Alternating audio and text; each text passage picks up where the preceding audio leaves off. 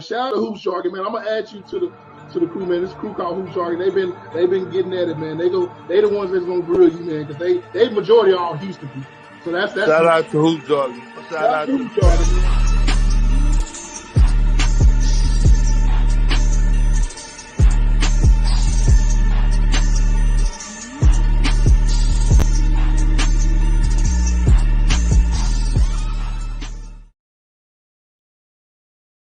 What's up, everybody? Shout out to Hoop Jargon 2.0, man. We back. I don't know what happened with my audio, but I'm glad that everything is back to where it needs to be. And we're going to have a dope show, man, talking about the Ball brothers. You know, I talk about them in ways. I don't want to make it exclusively a Ball channel, but y'all know me. I'm a big fan of the family. And I got to bring a hard hit on today, man. I got to get my boy DKM on, man. So let me bring him on real quick. My boy, without further ado, DKM. What's good, bro? How you doing? What's up, man? How you living out there?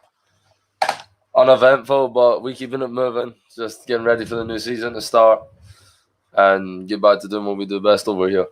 Already, yes, sir, man. And I want to have you on because one thing, I mean, even when I even think about YouTube seriously, watching your content was one of the first ones I've seen, and you're gonna keep it real. So I want the real assessment, no fluff zone, because I ain't gonna front, man. DKM, man, and these spaces, man, there's some crazy content that goes on, some crazy discussion, bro. You want to talk a little bit about that, man? No, I mean, there's two sides to the game ultimately. I feel like there's an element where people are just trying to eat, people are trying to get put on, people are trying to make content, and above all, get their content seen by as many people as possible. And then there's another side of things where you got people who have some, I'd like to call it journalistic integrity. They don't want to put something out and get proven wrong like 6 or 7 months later, or, you know what I mean, have their takes not aged too well just for the sake of like a viral video or a video to hit the YouTube algorithm and be popping. For me, I try and find the middle ground. I want to make content that's obviously first and foremost going to be seen by as many people as possible, because that's the YouTube game at the end of the day. If no one's watching your content, then what's the point in making it, in a sense? You know what I mean? Unless you really love doing it or whatnot. But I want to find the balance between making content that people are going to see and stuff that I'm proud of, things that I would agree on, and things that will ultimately age well, because who doesn't like to be right? Absolutely, yeah, man. So, and that's why I kind of, that's my thing, because in my group, the Hoop Jargon group, it's almost been like 10 years, bro. People will hold you to task, man. When you say some wild shit, people gonna put them receipts up on you. So I try to have that same integrity on YouTube. I don't want to be like a shock jock, as it were. That sounds like what you describe it. And y'all don't know, man, DKM gonna be a journalist one day. That's kind of, I think that's like seriously like your thing that you're gonna be. And you so young, got it on so quick. So I mean that journalistic integrity is real big if you're gonna be some, you know, on a bigger scale later. Mm-hmm. Yeah, so I mean, yeah, so the hot takes, man, you know me, I'm gonna take Walter, man. I can't do it, bro. I can't do it unless I really feel it. I can't do it, man. So it's been some crazy discussion, man. Shout out to the chat, y'all active and get it in. Rap God says DKM salute. FYS Sports says salute. Yeah, DKM salute to Hoop Jargon and DKM. Lamont in the building. It's funny to see Lamont in those manosphere spaces too, man. Me and him kind of are in some other things like outside of just sports, and so you know, it's cool to see how all these lanes merge. But it's a little bit older than your thing, which you probably interested in. So shout out to Lamont. Yeah, already. So 47 says Triple B.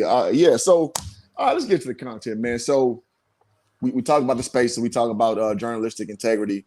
So I guess let's go with each brother, man, and kind of break down where you see they are, and, you know, we'll interject. So I guess we can start with, you know, let's go to the least controversial. Let's start with Lonzo, man. So what do you think Lonzo is as a player right now? I think Lonzo at this point in his career is he's at like the crossroads in his career, in a sense where this next decision, which is coming up in free agency, is really going to be make or break for him in regards to his original coming into the league potential. I feel like if he nails it spot on, if he goes to like the perfect destination and perfect environment for him, and a team that's going to allow him to be whoever he was at UCLA or whatever, and at least try to be that player on the NBA level, then he could, you know, maybe end up being an all-star. I think there's a much higher chance of that happening if he's in the Eastern Conference, because you know how stacked the Western Conference is, and terms of like guards. And if it comes to specifically being an all-star, I feel like if you're in the Eastern Conference, you could be like I don't know if he's ever had an all-star appearance or whatnot, but someone like a Spencer Dinwiddie, you know what I mean? Guys like that, LiAngelo Russell made it that 1 year. And now that he's in the Western Conference, LiAngelo Russell, like, you wouldn't even jot him down as someone who even has a chance of being an all-star.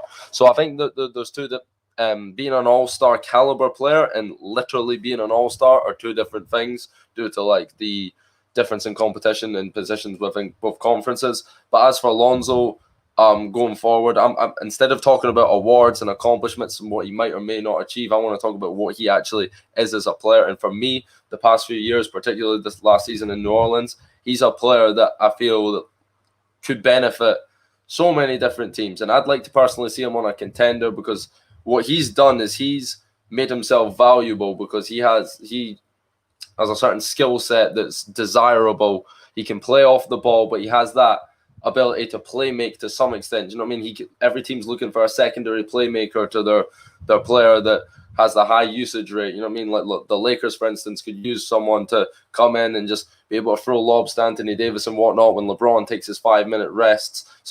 He's someone that's not going to demand the ball and like in high usage and dominate the play. He can be unselfish. He brings a lot of energy on the defensive end. He is capable of facilitating, but obviously doesn't need that high usage rate. He can knock down the three off the ball, play off the ball. If you need him to, as much as he does it reluctantly, sometimes he can stand in the corner. He's capable.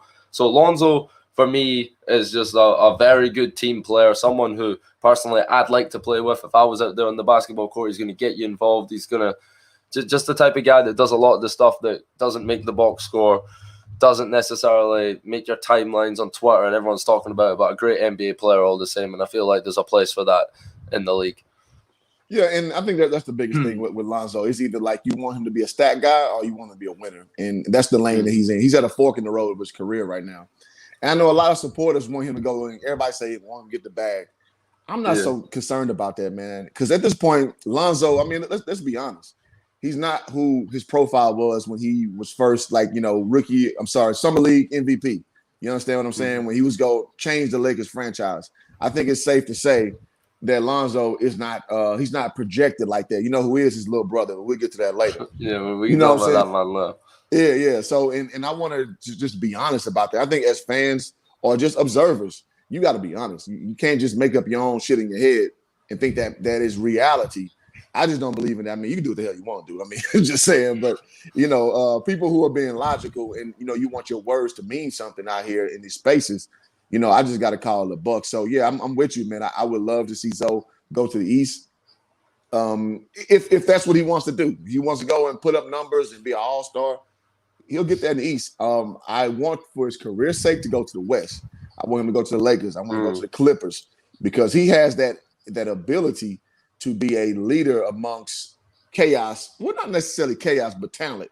He can put guys in the right space because he's that smart and he's that selfless of a guy. Like you said, he can be a guy, who can pound the pavement, the ball in his hand, or he can be the guy to stand in the corner with no ego. So I think that's, something that Lonzo only knows, man. We just speculate out here in these streets, man.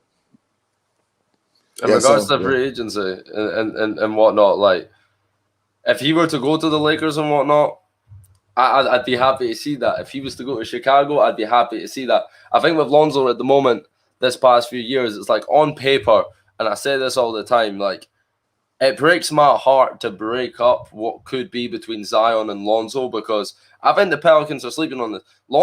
Zion has made it abundantly clear via interviews, just passive comments, post-game, Lonzo's his guy. He wants to play with Lonzo and he likes Lonzo Ball, but and maybe they're not thinking that far ahead, like, Zion's on his rookie deal or whatever. But if the Pelicans let Lonzo go, Zion isn't going to be too happy about that, and that could potentially be the first piece of bad taste in his mouth in regards to leaving New Orleans. And the way I see it at the moment is the boundaries are being pushed all the time for player like empowerment in the NBA, and it's only a matter of time before you get a Luka Doncic, a Zion Williamson, or a LaMelo Ball with that, who can accumulate that much star power and influence in a short period of time, that all of a sudden are requesting a trade before they even get to the point where they're a free agent and able to leave after like 7 years. So, I mean, I'd keep an eye out because Zion, potentially he's someone who could have a short career just naturally due to his size and an 82-game season with carrying that weight. I think injuries are inevitable. He's already dealt with that a little bit. So does he really want to waste his prime years potentially in an organization that are not going to do right by him when he's at the level he is at already as a star? So I think that's also something off topic a bit from the Ball family, but something to look out for. The way the Pelicans handle this Lonzo situation could have something to do with Zion potentially looking to get out the door sooner than a lot of people might think.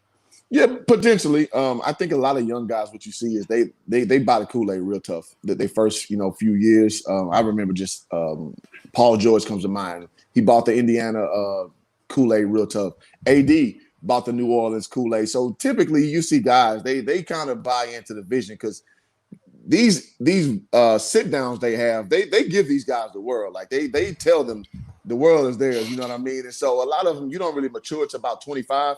And then around 25, you're like, all right, come on now. This shit y'all told me ain't metastasizing. So like, all right, I'm trying to explore the options. I think he's still in the young boy mind. I guess that's the point I'm making. So I mean that's an interesting take.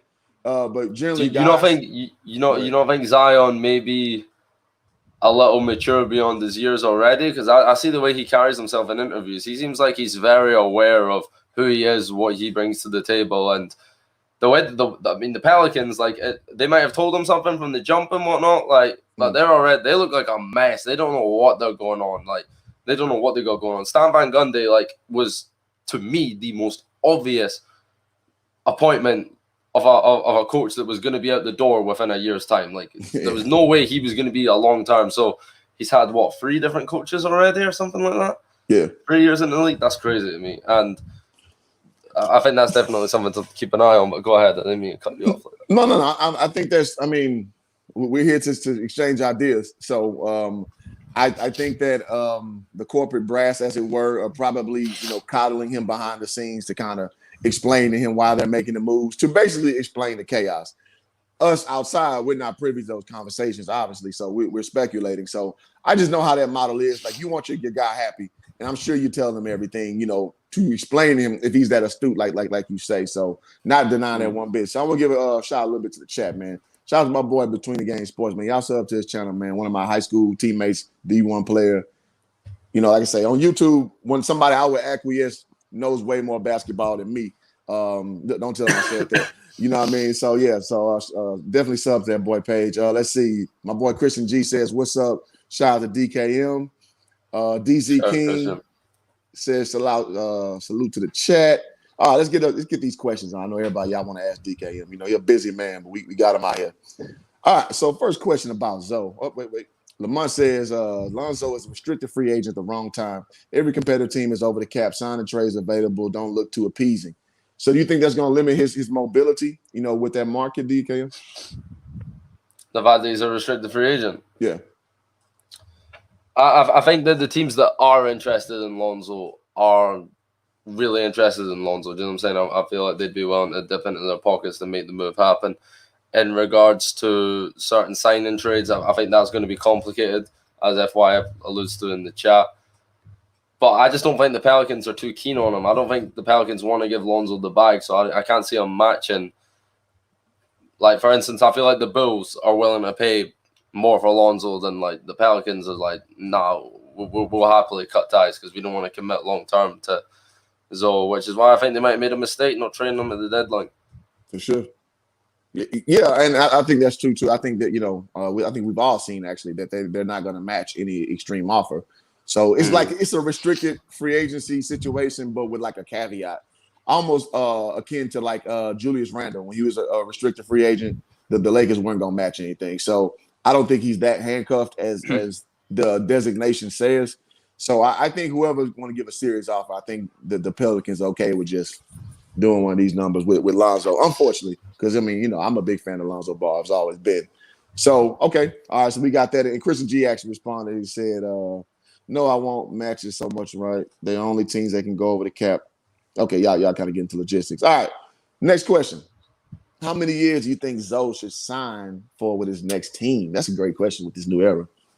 Do you know what I think? I think with Lonzo, he should do a. Well, it depends, right? Because deep down, what it comes down to, and I know this is like sounds like some fanboy conversation right now. It really comes down to how badly in his heart, does he want to at some point in his career play with his brother? Because that's it. Forget LiAngelo, take him out the picture. LaMelo Ball and Lonzo Ball are both going to be in the NBA for a very long time. These two grew up getting drilled into their head.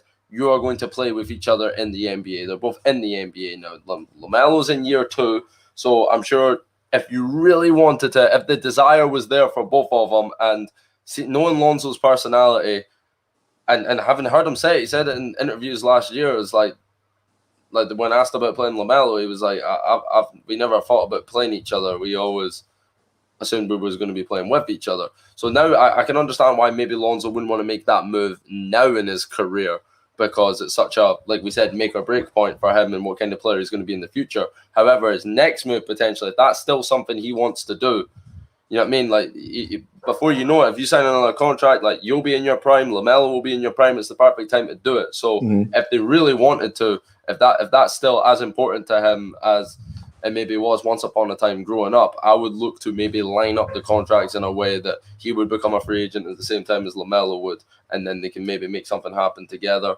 Otherwise, if you're just looking at independently, as for Zoe, me personally, I would never like to tie myself down too long term, but then obviously that comes with financial risk, it comes with less stability. So for Lonzo, I think it depends where he goes. If it's a situation like the Lakers, do you want to be there long term when LeBron and AD might not be there?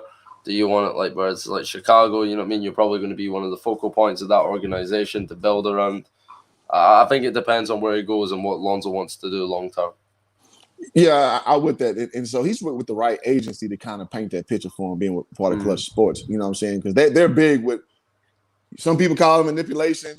Others call it being smart negotiation. However you want to shake that out, they do a good job of kind of giving you a real scope about where your career wants to be, what you want to accomplish, and in what time frame, so you're not locked in to what you alluded to a bad situation where you're not in the focal point, or you are not the you're in a place where you're not happy.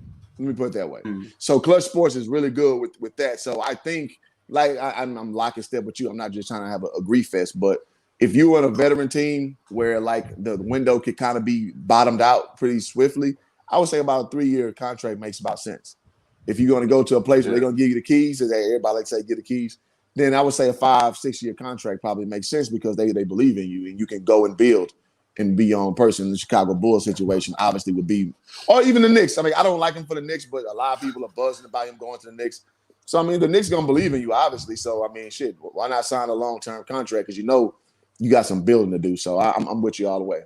For selfish reasons, I would like to just see him go somewhere different, like now, like just to be excited about watching Lonzo Ball play basketball again.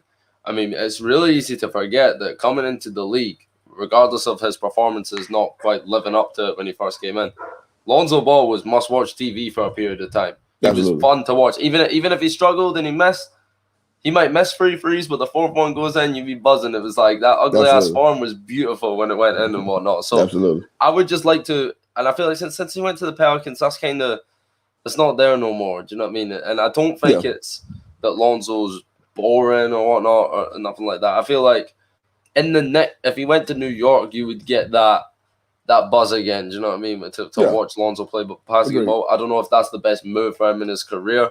I think Thibodeau would probably run him into the ground, and like he did with Lou Alding, Joakim Noah, Derrick Rose, all them man have wooden legs at this point in their careers based on all of that. But the question is, FYF saying, how many teams do you think will pay him the $25 million per season he's looking for?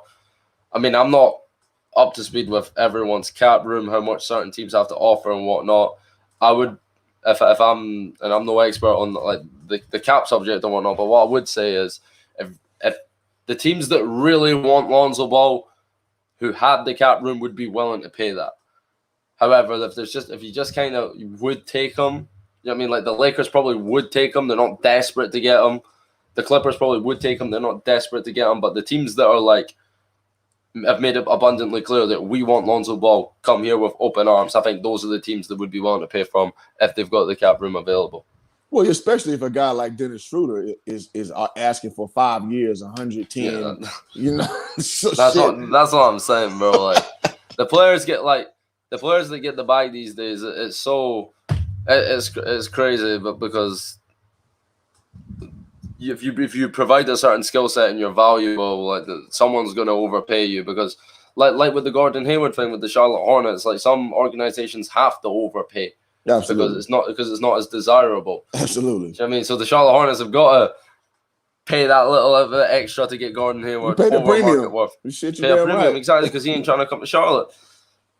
Yeah, and so, I mean, yeah. Oh, my bad, man. I ain't cut you. No, I was laying it up to you. I was throwing up a little. There you go. All right, so let me Blake Griffin. I mean, it's just like this, guys. Like, so all of us over here, we like Mercedes, right? And all of us overpay for Mercedes. Why? Because in Europe, bro, there's Mercedes trash trucks.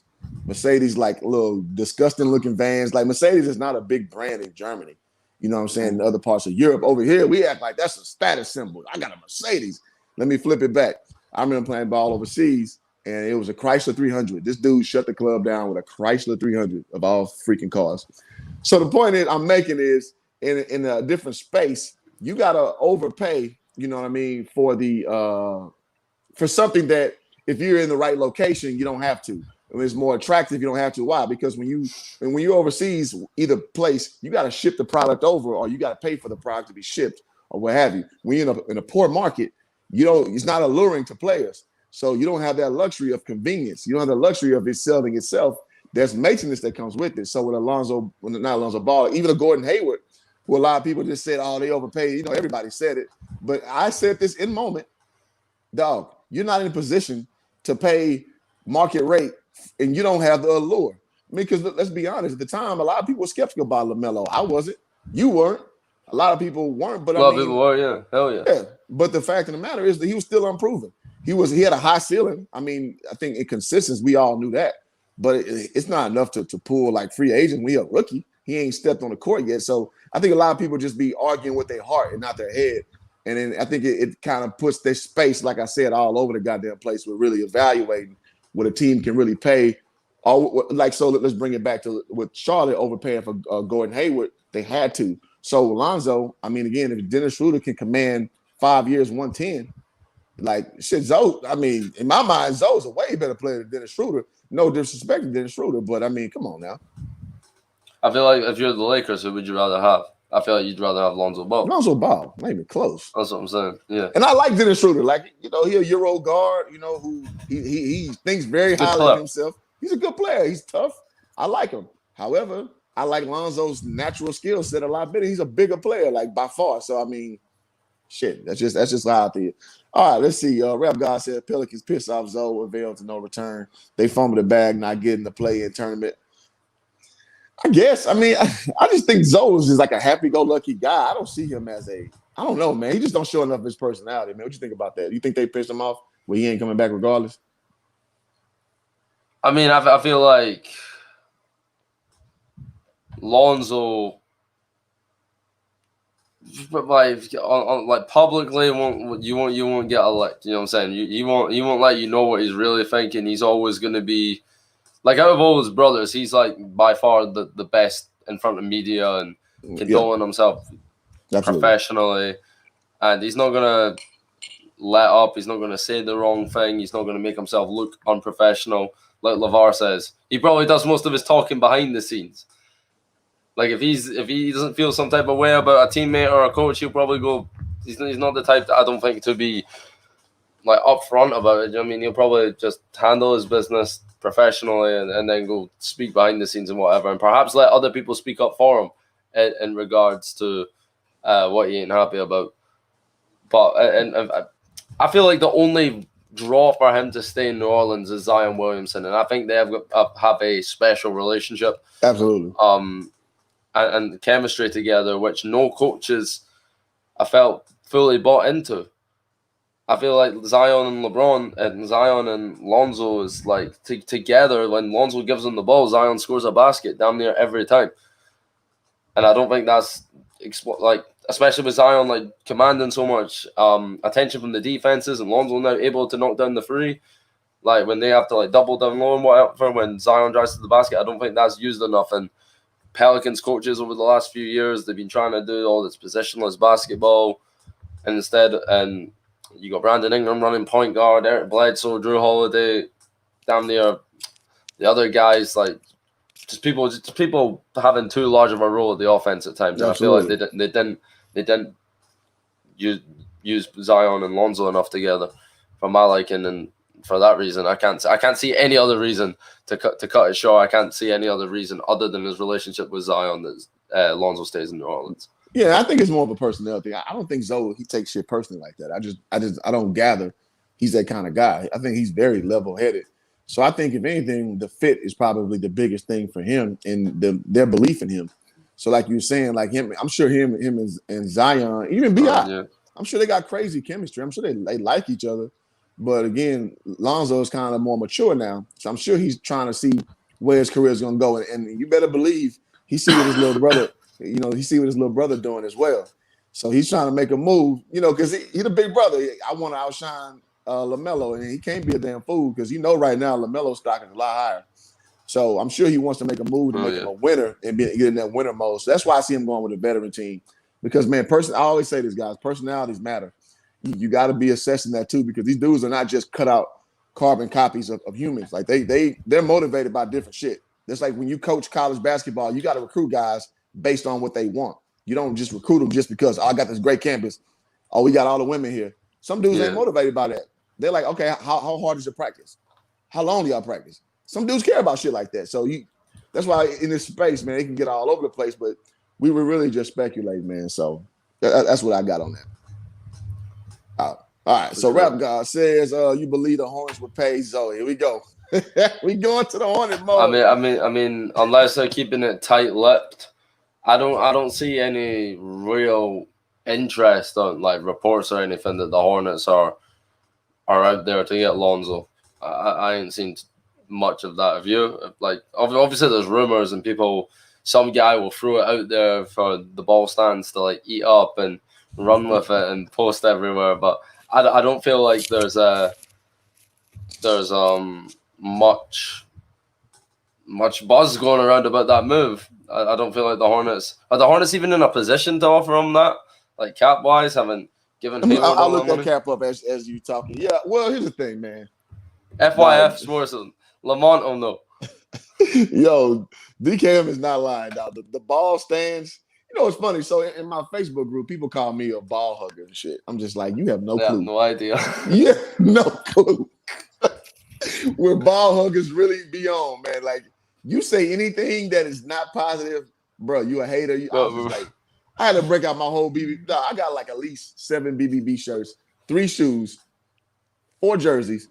But I'm a hater, though, because I say that we'll get to LiAngelo later. But I don't want to spoil the thing, bro. It's a funny space, bro. Bro, what's a funny space for me particularly, right?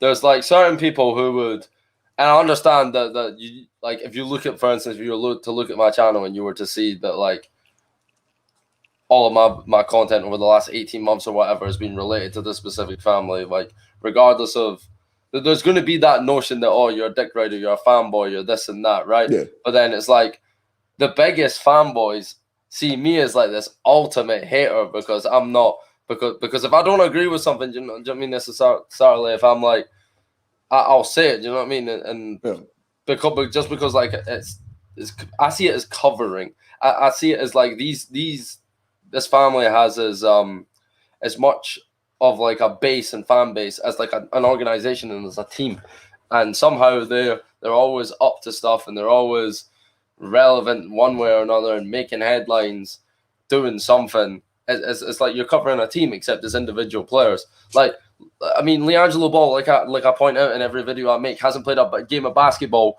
for damn near 1,000 days, and you make a video on him and it gets 100K views.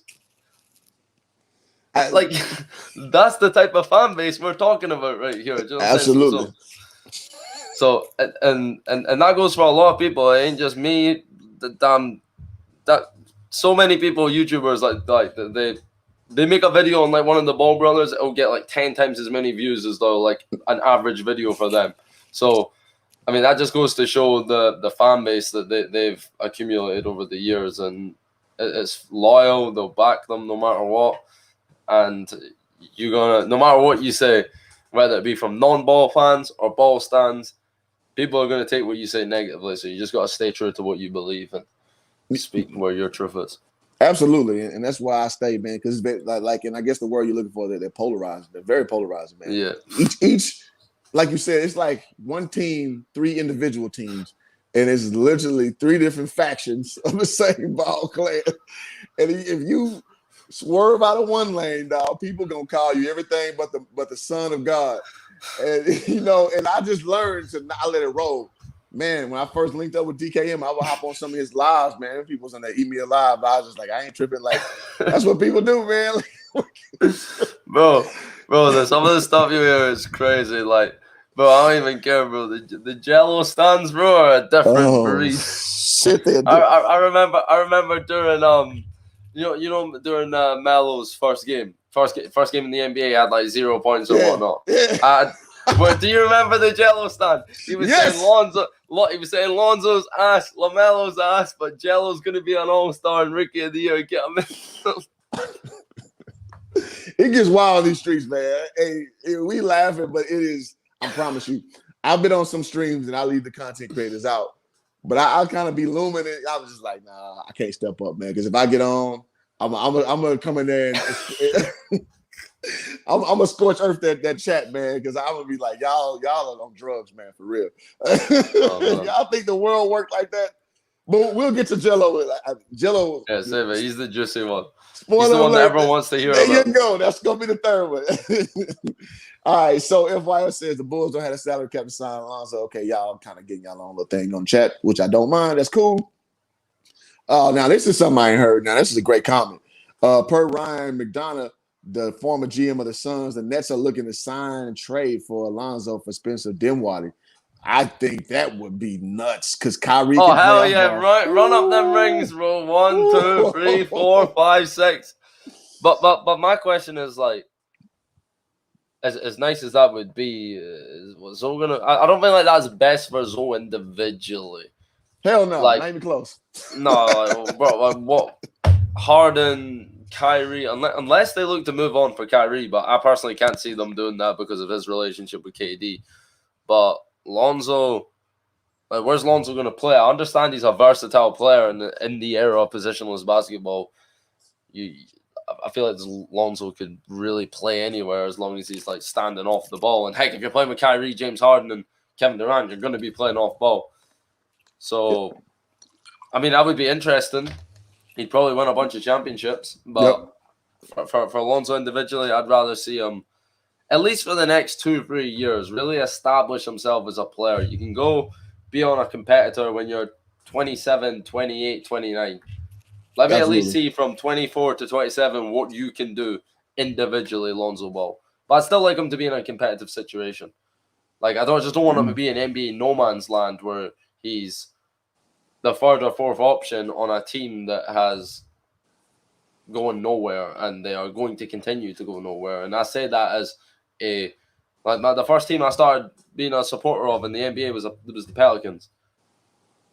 I just decided, you know what, whoever the number 1 pick is in this draft, I'm going to support them, and I'm going to follow that franchise. I spent my entire high school years watching Anthony Davis and the New Orleans Pelicans fall 3 games short of the playoffs every single year, and once every 5 years they'd make the playoffs to get swept in the first round, right? That's so I'm sick of it. So, and then like I'm just done with them. I'm like, right, you know what? And next thing you know, Zoe gets traded, and I still got to watch their games, and ain't nothing changed. So that's fair. I'm done with New Orleans. I want to see no more Lonzo in New Orleans. Like, I'm done watching Pelicans basketball.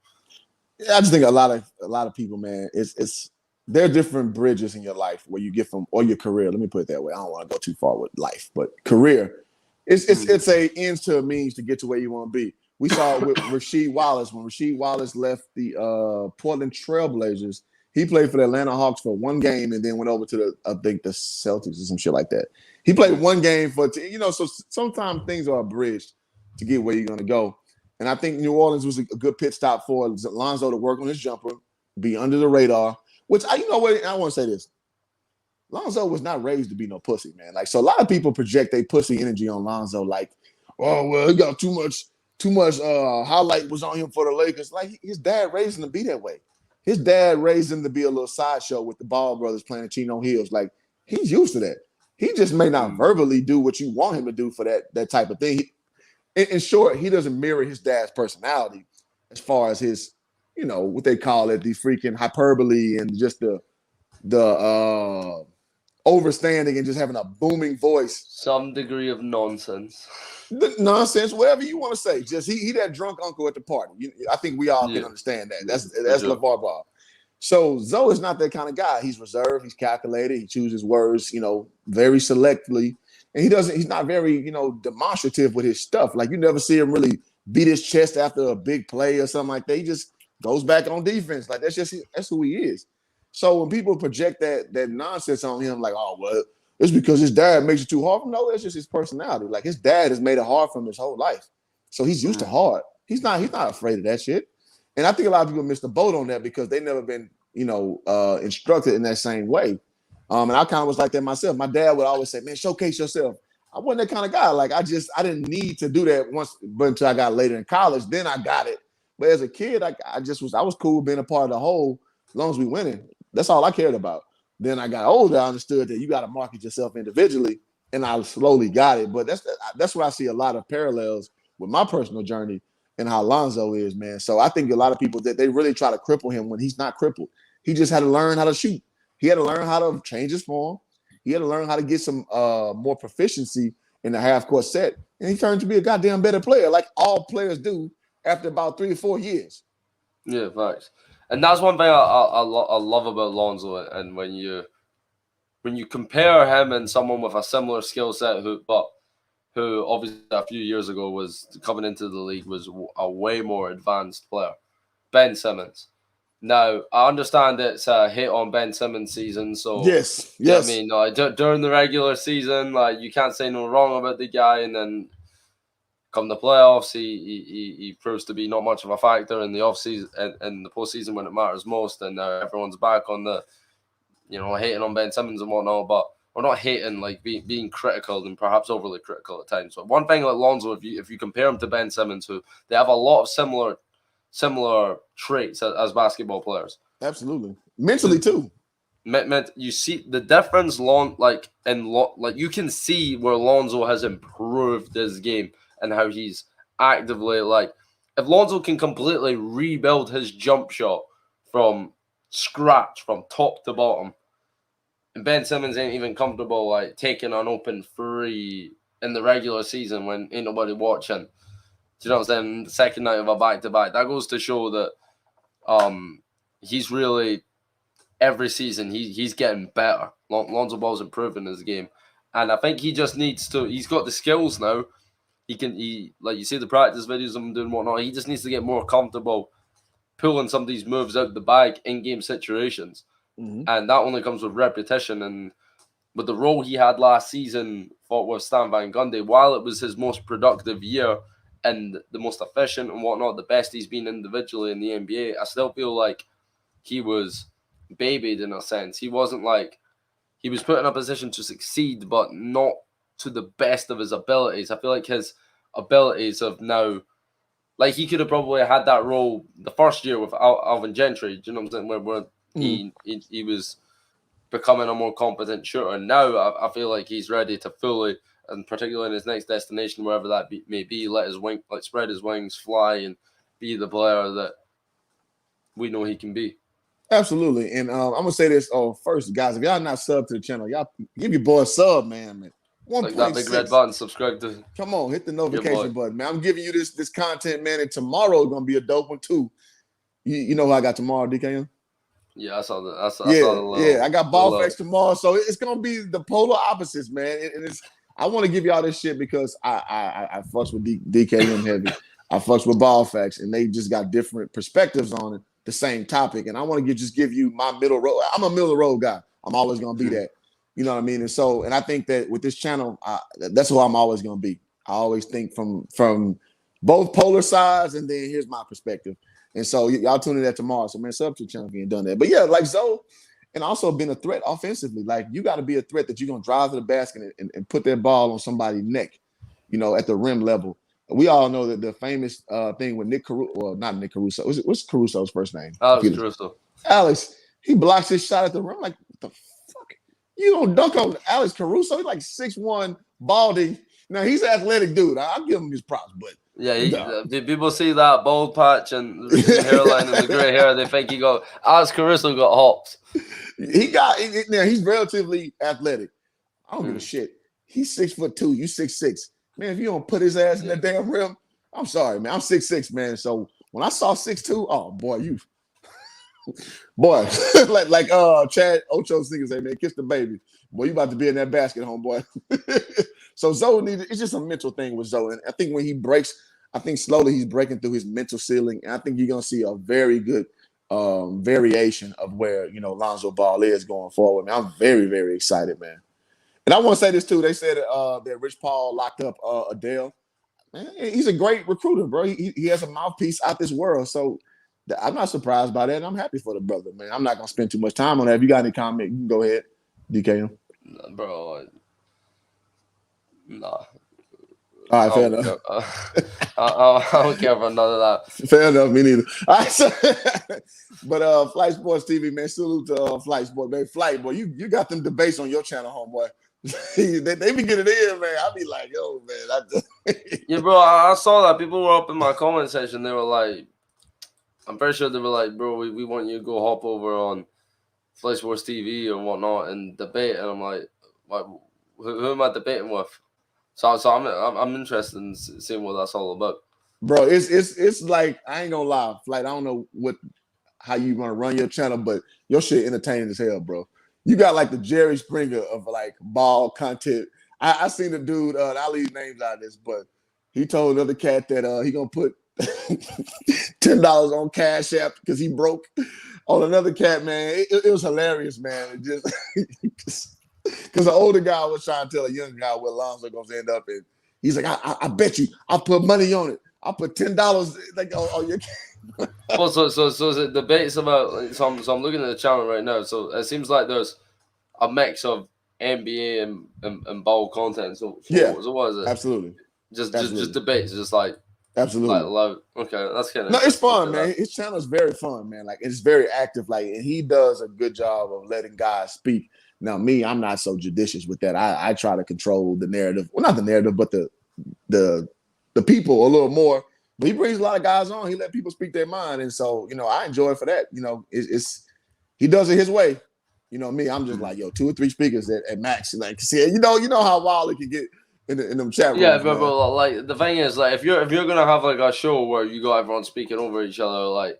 You gotta make sure these guys have good quality microphones. You know what I mean? Because when you got like 7 guys up in there on their phones and they're like just like shouting, looking to the side and whatnot, and it just becomes ear rape. Like and it's frustrating for the moderators always having to say like one at a time, but you get random people up in there, they're just not gonna get that. Like, what are you talking for? Because ain't nobody hear your point anyway. Yeah, because it like a little clicking sound starts to happen. It gets like hella buggy. Yeah, so. Yeah, it's a rough angle when you go that way, but like I was talking about how Lamont and I be in these spaces like the manosphere, like it's the same way, but it's a lot more disrespectful in the manosphere. Like people start calling you all kind of things, but the son of God. So it's a hilarious space. This YouTube thing is. So let me say that. So Christian says Mercedes. So this is going off the Mercedes analogy I was making. Fools see Mercedes as a status symbol. Well, people do that over here a lot. I used to, man. Yeah. And like Chris said, I do drive a Mercedes, but I don't give a shit no more. I don't care. I drive Mercedes.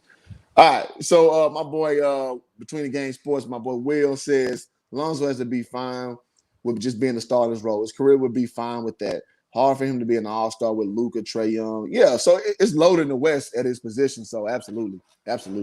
It's a log jam. It's one of those things like, and it sucks with these player comparisons because we don't factor in the talent pool. But at the end of the day, nobody cares. Everybody cares about what did you do, and everybody holds everything apples to apples. But I think Zoe is in a position, like to your point, DKM, in the East, he'd have a lot more success because of the talent deficiency, especially in his position. Bro, with the guards at West, bro, how you even, man? What chance do you have? Shit. You got players averaging like 27 points per game, bro. Like I'm pretty sure every year there's this like guy that puts up crazy numbers and he doesn't make it, and it's like That's facts. I'm like, bro, if this guy's averaging like one of the league's leading scorers and he ain't making it, Lonzo Ball's 14 point per game ain't making it no time soon. No time soon, bro. Nobody respects that as far as the voters is concerned. You gotta understand, voters like numbers. That's why Russell, I don't want to say his name, but y'all know how I feel about Russell Westbrook. You know, All right, so just to the sports. Hey, bro, great player, Hall of Famer, but if I had a player draft, I'm taking a lot of point guards over Russell Westbrook. I'm sorry if y'all don't like it. Y'all kiss my ass. You taking Lonzo Ball, one of those point guards? Oh, shit, yeah. And not because Lonzo better than Westbrook, but if I want – so here's the thing, guys. Your point guard is not going to win you a championship. When the last time this happened? Like Isaiah Thomas? Well, Steph Curry, I guess, if you want to go there. Yeah. But Steph Curry is more of a high. Steph Curry's a different breed, bro. Steph Curry's like – yeah, it took a player like him to revolutionize the sport for a guard to, you know what I'm saying? And Lonzo Ball ain't revolutionizing no sport. That's facts. But if I'm taking a team, I'm not taking Lonzo to be my leader. I'm taking Lonzo to be the glue to hold the team together. You know what I'm saying? So that's how I would view Lonzo. So I would take him over Westbrook easy because Westbrook is going to be the team if you bring Westbrook in. I don't want him to be in the team because I'm going to lose when teams outsmart me every time. So I'll leave it there. I don't want to make this about Westbrook. Let's see. All right, so Triple B, FYI says, Hoop Jaw, you just a baby stand right now. You still growing to be a full stand. I spent with our band on BBB March. He a full stand for a grown-ass man. I love this big baller brand space. I ain't gonna front. So Brooklyn says wouldn't be a good fit. Okay, I'm trying to catch up on the comments. I know we kind of going. So as we go, let's change gears a little bit and let's talk about the second least controversial. And that's gonna be LaMelo Ball.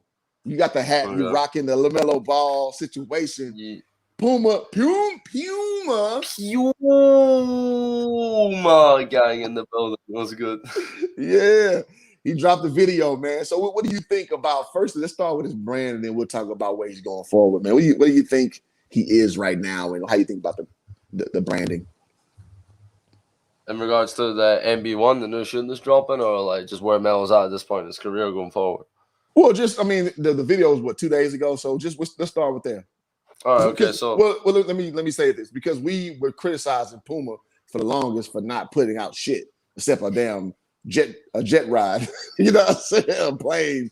So what do you think where, he is right now, just as far as his market, and then we'll talk about his game? I feel like he's I feel like Puma are doing a lot of they're doing a lot of stuff. They got the Team 1-of-1 elite camp. They're doing a lot of like stuff for the kids and whatnot. And while they are making a whole lot of these little 30-second like Instagram, TikTok commercials where it's just like Melo doing some cool shit in an open gym, I feel like we haven't really seen anything major yet still.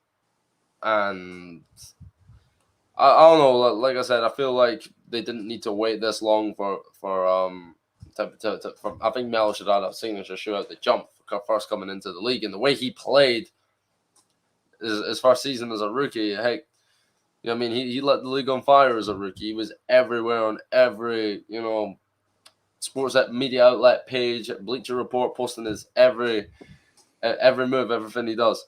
So from a brand's perspective, I would have liked to see him wearing my signature shoe for all that free promo when his highlights were going viral. But I think Jay-Z and Puma know what they're doing. I'd like to hope so, because I mean, personally, I just wish he signed with Jordan. Not gonna lie, like, because it's a natural progression with that, though. Well, you feel like that's the next step? Well, no, I'm just saying that like that fits perfectly because he plays for Jordan. So I think Team Jordan has signed a lot of guys. And some of the guys like Darius Miles, Q Rich, some of them didn't quite match the brand, as it were. I think LaMelo is the antipathy of what you want for that type of brand, like an innovator, like, you know what I'm saying? His dad told, like, somebody got to be better than Jordan. Why not you? You know what I'm saying? So why not have a guy who has that? Yeah. I'll tell you what. Perfect. If you're Jordan Brand, if you are Michael Jordan, long term, do you hear me? Yeah, sorry about that. I try to put you on solo. I put you out. My bad. I got a little timeout. I must have crossed the line with what I was saying. But if you're Jordan, right, and you see that they seem to be building their brand around Zion Williamson, it seems, who they obviously landed last year for big money. If you're Michael Jordan and you had the option to potentially swap Zion with LaMelo and build around LaMelo instead, would you do it? Easy. See, I agree, but I feel like a lot of people wouldn't. I feel like a lot of people would think that's crazy, but I'm not gonna lie. I've never seen a Zion fan. Like, does Zion have fanboys? I mean, like, not like the ball stand, like, bro. You know what I'm saying? Like these. Yeah. I don't see much of that. I get what you. I don't see much of that. I feel like you said that, and I never even thought of that. Like, someone got to be better than Michael Jordan. Why not you? I feel like that's perfect. The fact he plays for Jordan's team. Jordan Brand athletes have ugly shoes. I don't see LaMelo going for that. I guess, but heck, Jordans are the hottest thing out right now. They've been the hottest thing out forever. Even in, like, where I'm from in the UK, like, the Jordan bugs hit. All of a sudden, everyone's wanting a pair of Jordans. So maybe that's just recency bias now that, like, if I was to wear a pair of sneakers that I've been rocking with for years, now all of a sudden I'm cool. Whereas in the past, people would, like, look at me sideways, like, what are them? What are those Jordan 4s you wear? We've never seen them before, but now all of a sudden everyone's wanting them. So maybe that's a bit biased. I would love to be out here with my Jordan Mellows or whatever. But who the hell wearing Pumas though? Nobody rocking Pumas like that. So I mean, that's a tough stance to take, Lamont. Who rocking Puma like that? Do you think Melo could be the type of athlete to make it acceptable to wear Pumas? Because I feel like Steph Curry made like just the fact that he made Under Armour more acceptable. I see people wearing Under Armour now, and they might not know why they're wearing it here and why Under Armour all of a sudden is more cool. But it's because of Steph Curry. And Cam Newton too, though. Cam Newton helped make it cool to wear Under Armour. Well, yeah, I mean that's out of my space, but I can't imagine that Cam Newton has quite the same pill as Steph Curry. I could be mistaken. I could be mistaken. Well, and here's why I say it. I used to coach middle school, and my kids, they like Cam Newton. I coached. I taught from 2011 to 2014, and at the time, the kids were really, messing with Under Armour, and it was more Cam Newton than it was Steph. Like, kids really loved Cam Newton 7 years ago. You know when was that? So, when was that? About 2014, 2013 range. Yeah, but was that not before? Was 2014 not before, like, Steph became Steph? When did Steph win his first MVP? Like 2014, around the same range. I suppose. Okay, fair enough. Yeah, so it was a dual thing, and they both were associated with Carolina. So I don't know if they just personally just took over the Carolina market first, and it went out. Because Cam obviously played for the Panthers. Steph was always at Panthers games because he's from North Carolina. And it just was like a thing. People in Carolina would, like, really rock with both athletes. And then they were both, like, mavericks in their sport. Obviously, Steph being at the higher clip. But, no, it was a thing, man, where both athletes were there. But, no, Steph has continued it. With, Cam has definitely fallen off. I think we all can understand that. Let's see. So, go ahead and finish your thought, bro. I don't want to cut you off. I'm sorry. I can't remember what my thought was, but I'm going to read this right now. Puma could have done better with LaMelo. The commercials are underwhelming. I mean, I feel like they've just been hyping. They've just been hyping up, and then there's been nothing yet. You know what I mean? Like, from when he first signed, I remember I've been making these LaMelo Puma videos for like well over a year now. I feel like leading up to the announcement, they got it spot on. Like, the hints and whatnot that he was going to sign with Puma was great and whatnot. But, like, they're kind of just making these little short videos, and then with the not from here, and then nothing happens. There's no updates about the shoe. We're not seeing no trailers. There's no real hype around it. I mean, it's just constantly every few months. obviously get a new shot. And I don't know how big the announcement is going to be, but I hope it's big because I want them to do Melo justice. I think he, like Lonzo, regardless, they might have got a few things wrong, which maybe obviously messed up the performance and how many units it sold or whatnot. But Big Baller Brand nailed the marketing for Lonzo's first shoe. Yeah. It was the shoe that cool. It was just like kind of black knockoff Kobe. Whatever variation. Yeah, you know what I'm saying? But like in terms of like the hype and what they were able to build around that, like it's they did special. a great job. It was special. I don't care what you say. Like you said, I got the shoe in my closet right now. It's not the most attractive shoe ever made, not the most innovative, but as far as capitalizing on a individual talent and having the cachet. I mean, let's put it this way. Let's say Zion came out and made his own shoe that we ain't never heard of. You know what I'm saying? He wouldn't be able to replicate the hype that LeVar created for his son Lonzo. You know what I mean? And that's just facts. I mean, you got to have a hype man. Just how like my shirt I got on now. This dude Spike Lee made Jordan a whole nother level with hip hop when he was doing it. Is it the shoes with that best on Earth, best on Mars, all that crap they had going? That it matters, man. That little dichotomy of having somebody to boost you up and enhance your profile. That's the thing. Nobody, to your point, how you say you never seen Alonzo. I mean, it's a Zion fan because he doesn't really have that hype man for him to like take him to that next level. He's relatively quiet from South Carolina. He don't have a lot of controversial stuff to say. He's not really interesting, except his game is interesting. But you know what I'm saying? It's not a lot to follow. To from a branding standpoint. So yeah, I think LeVar did extremely right by his son. And the fact that you got a guy who don't talk. Lonzo don't talk. People are excited about him or they hate him. What you want? You want the polarization. You want the hate and the love. Yeah, that's what made Zoe so interesting. Is they had people that was rooting against him and people were rooting for him, and they wanted to see him either succeed or fail badly. Yep. And I'm not gonna lie, those first few years in the league, those that wanted to see him fail probably were the happier of the two. For sure. It's a lot you can pick apart. Yeah, that's fact. All right, so FYF, I'm gonna take your word for this. Say all the young guys are rocking Puma right now. No, I don't see it, but I'm not gonna call you liar because I don't be out there around that age of kids consistently. Let me say that. So I'm gonna say anecdotally where you at. Do you know what I think though? I think most importantly, above the kids is about getting the rappers. Yeah, sure. Once the rap, because they're like that's facts. To a lot of people, in particular the younger generation, they are seen as the fashion icons in a sense. Like they got all the nicest drip, they got all the coolest clothes, they're the flashiest. And once you hear I don't know, Lil Baby and Lil Durk or whatever start rapping about Pumas and MV1s, then maybe they'll maybe that's how you reach that next point. You know what I'm saying? No, that's facts. That's facts. I mean, because rappers and entertainers control the industry, man. They control popularity. You know what I mean? And so that's just what we see kids do. Like, I mean, hell, when I was a kid, shit, I remember Criss Cross wearing the Jordan 11s, and that made it cool as shit. And Busta Rhymes had on the Jordan 11s, the Concords. That made everybody else want them even more.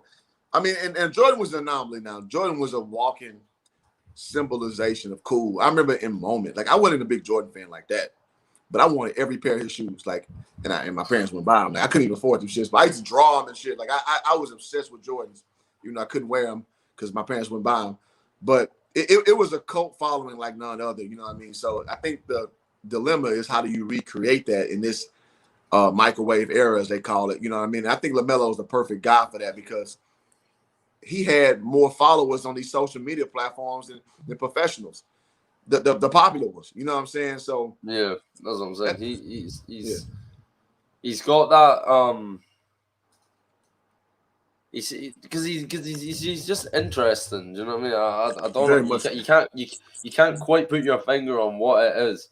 Even the way it's like a balance of mysterious, but at the same time you feel like you know him, you know what I'm saying? Like you know, but it's still mysterious in a sense. So I think he's the perfect man to do it. But will they do it?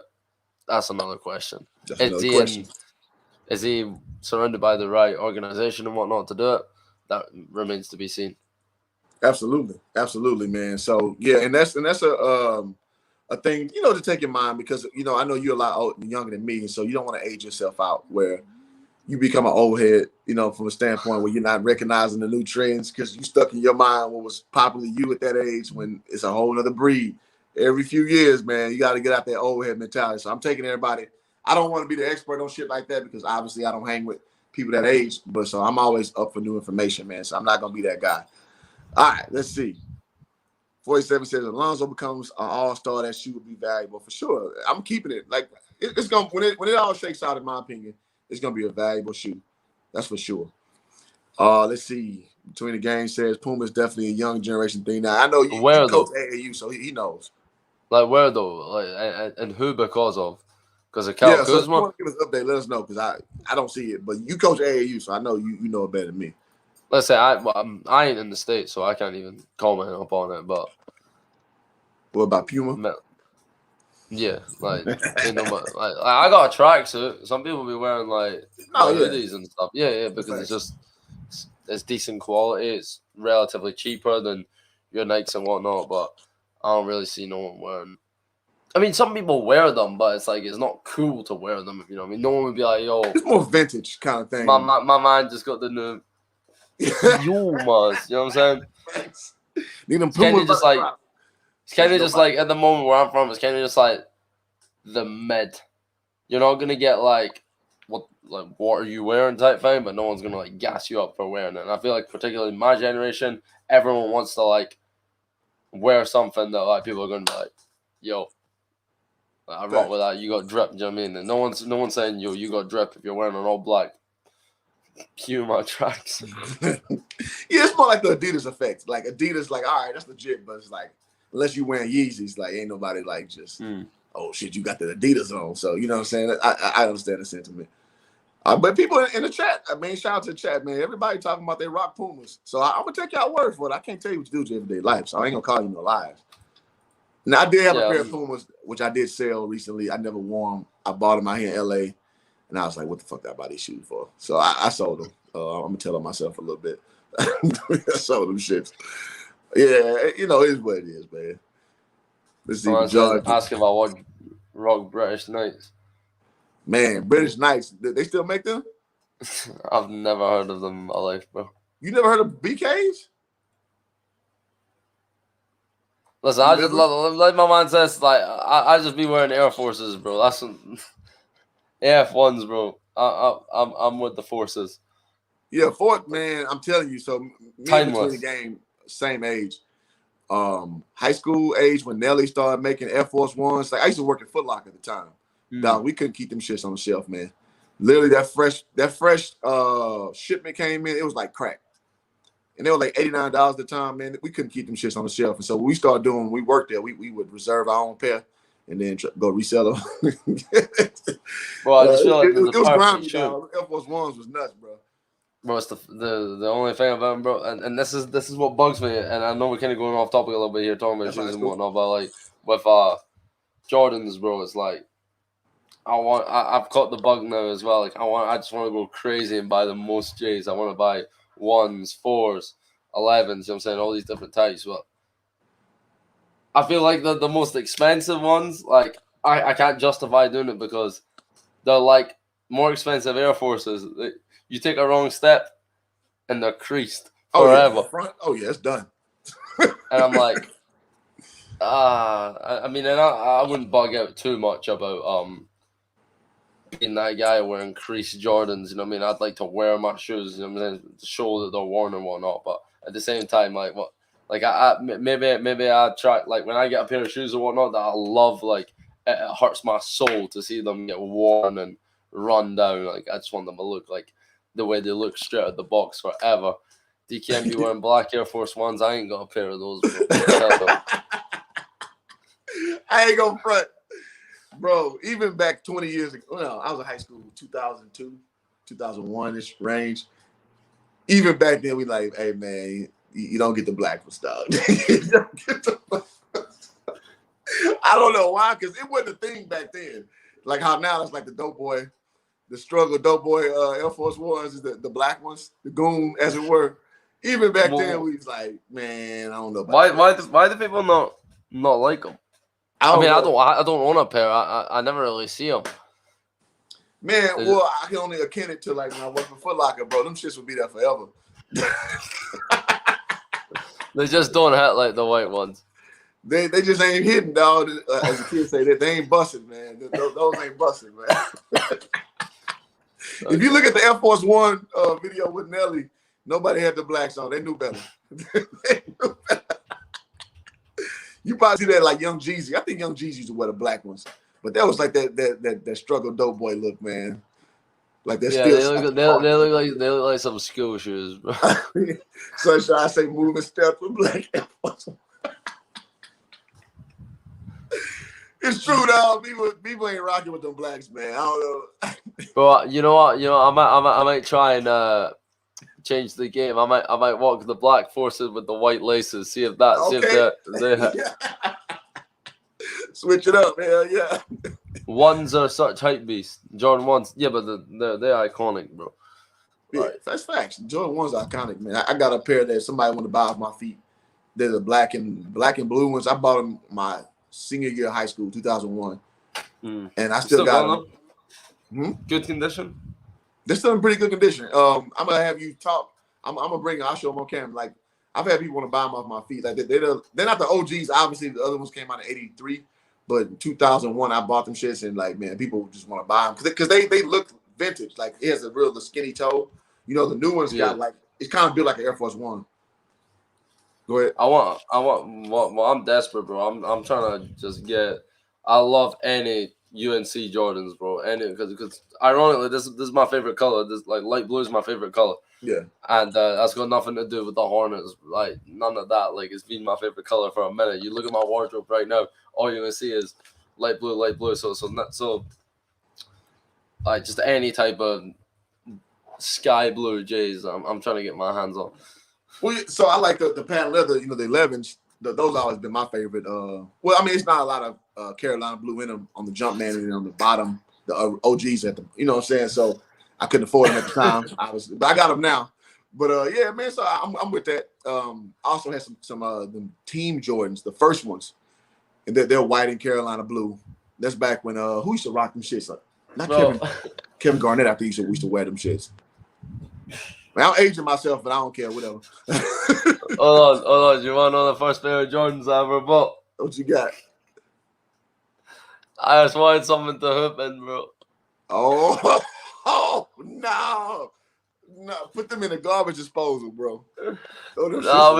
These, bro. Like, I was 15 years old, right? Yo. I knew nothing up, bro. I had the worst drip in high school, bro. Like, I was right, but I was just like, I watched a couple of Jordan highlights on YouTube, saw the little game winner, and I just started playing basketball, and I was like, you know what?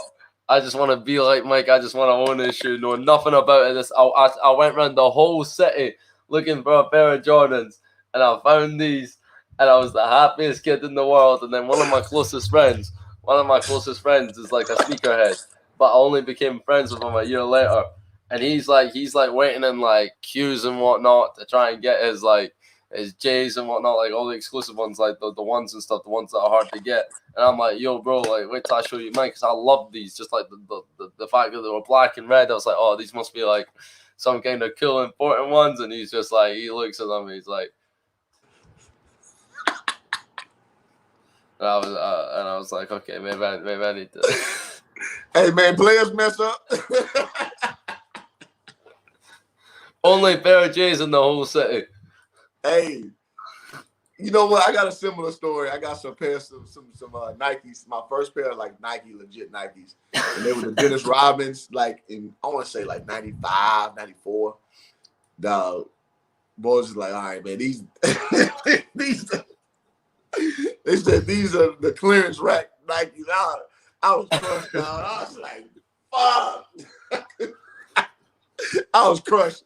I thought everybody was gonna give me love. No, sir. Robin's got me no love. Oh, was it?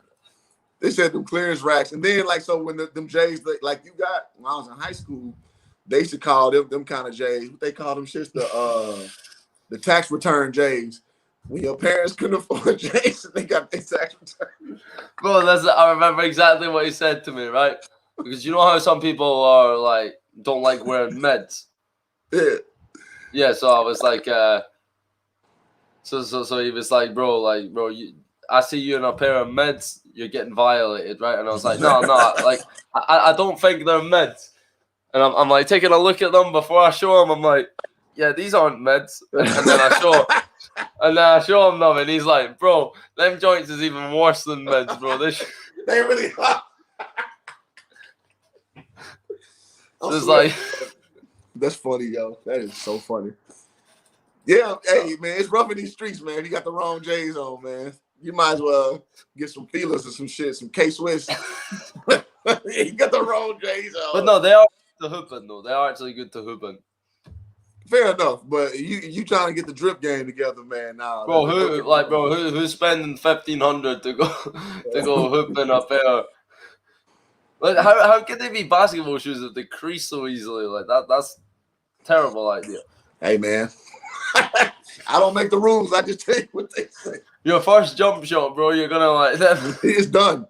Well, Air Force One, you know, if you're a hooper, you don't hoop in no Air Force Ones, and you damn near get to a point.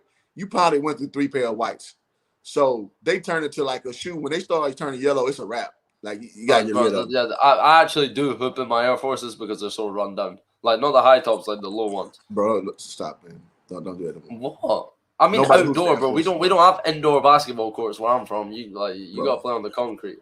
But what should I hoop in concrete? Not no fucking Air Force Ones, bro. Don't hoop in them no more. What? They're too clunky. They're too heavy at the bottom. Nobody hoops in Air Force Ones. Is that why I get blocked every time I go to the basket? There you go. I can't get there you go. So you gotta show them the moves. You know, when you be on IG. You show us the moves on the side goal you got, man. The Air Force bro. They call me the Scottish sharpshooter for good There reason. you go. You the LiAngelo Ball of Scotland. What we about to get to next, but so yeah, everybody said them shoes only good for run from the Jakes. Exactly. All the best dope boys run from the cops the best in them shoes. Undefeated against the cops. Omar for the Y is an example of black. DKM is most definitely bum, is he? Bro, I'm at the park, bro. At the park. Nah, the chat is funny today, man. Y'all get it in today, now. Y'all funny today, man. Oh yeah, that's definitely the Pat Bev joints right there. Exactly. Cocaine. Man, tell me the shadiest people you meet. You look down their feet, you're gonna see some black Air Force Ones. Them crayon eating motherfuckers when you was a kid. No bullshit, man. Dude who fired I failed a party at pair of Air Force Ones years ago. I had a pair since. Yeah, you failed. Hey, them dudes who fight at clubs and house parties, black Air Force Ones. Don't do it, man. Don't do it. Bro. Shoes throw them in the trash. Yeah, man. Don't hoop in no Air Force Ones, bro. Well, let's get back serious. I like the little side riffing though. This shit's hilarious, man. This shit's hilarious. Oh shit. That FYF calling you out, bro. He said he give you hack vibes. You be filing hard as fuck, bro. Bro. I almost got in a fight with this grown ass man 3 times the size of me, right? Because bro, this guy was wearing like a Giannis jersey, right? And he's cool now. So basically, right, there's this little park that me and some of my friends go to. They're just getting into basketball or whatever, and it's like a bunch of people they go play there and whatnot. And funnily enough, literally, bro, it was like a close game, and it was getting intense because it's like Warner stays on the court. It was a hot day, everyone was there, and we wasn't trying to give up the court. And we were up we were just playing 11, right? We were up 9-6 or something, and they started making a comeback. And I was going into my bag defensively, doing the Lonzo, picking the man up full court, and no one got the stamina.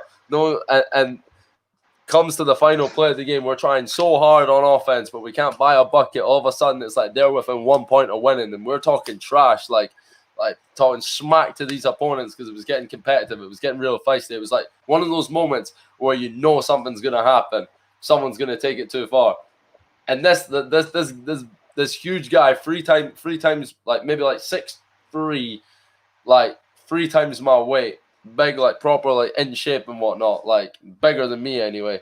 He's just got like a wide open layup for the game. And I try and just foul him to stop him from scoring the layup, but he's so much stronger than me.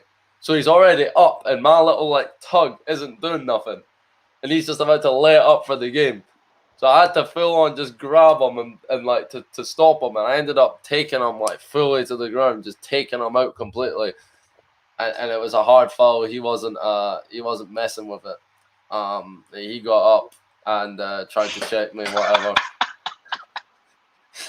And we just, I was just what like, you do after he tried to check you?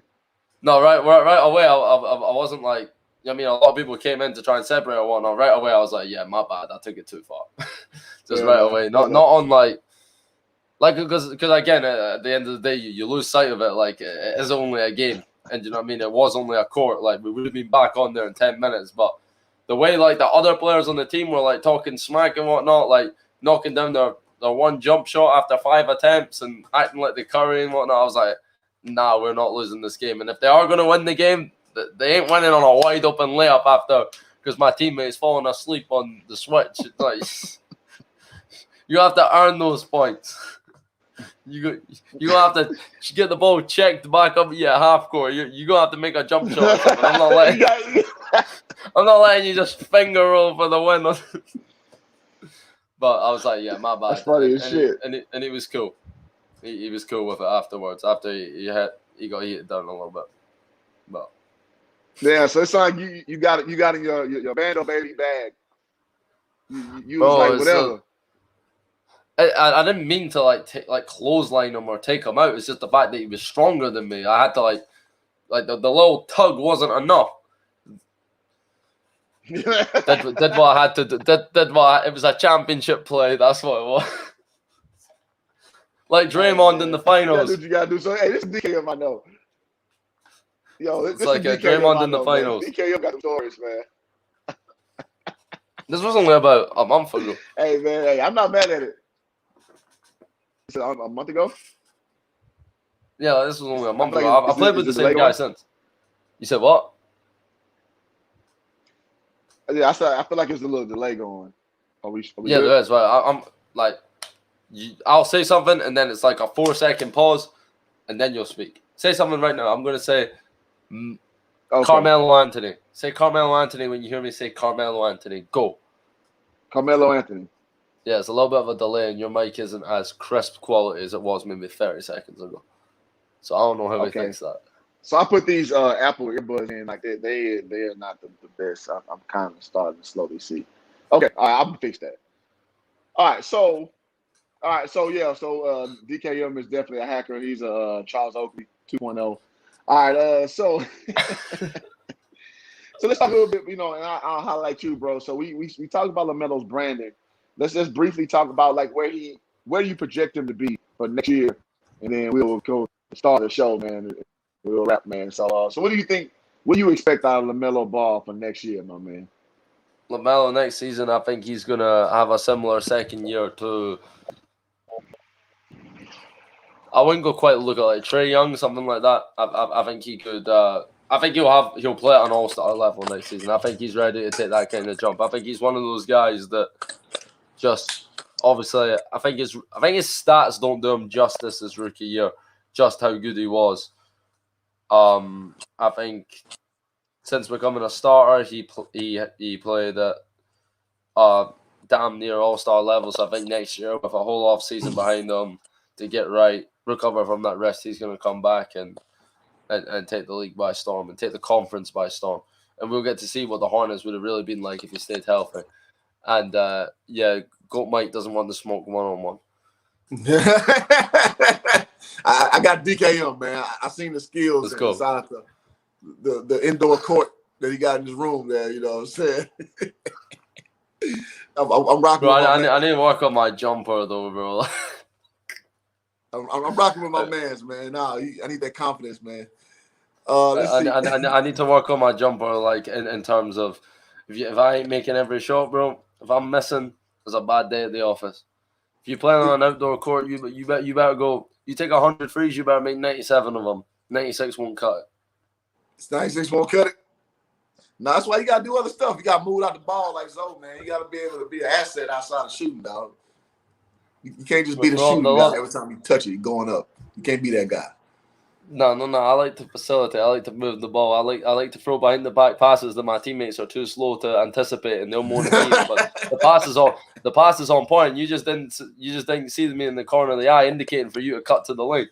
Well, that's why you got to talk to your players before the game and let them know what the cue is. Yeah, but I'm from Scotland, so if my players don't know what a pick and roll is, where do I start?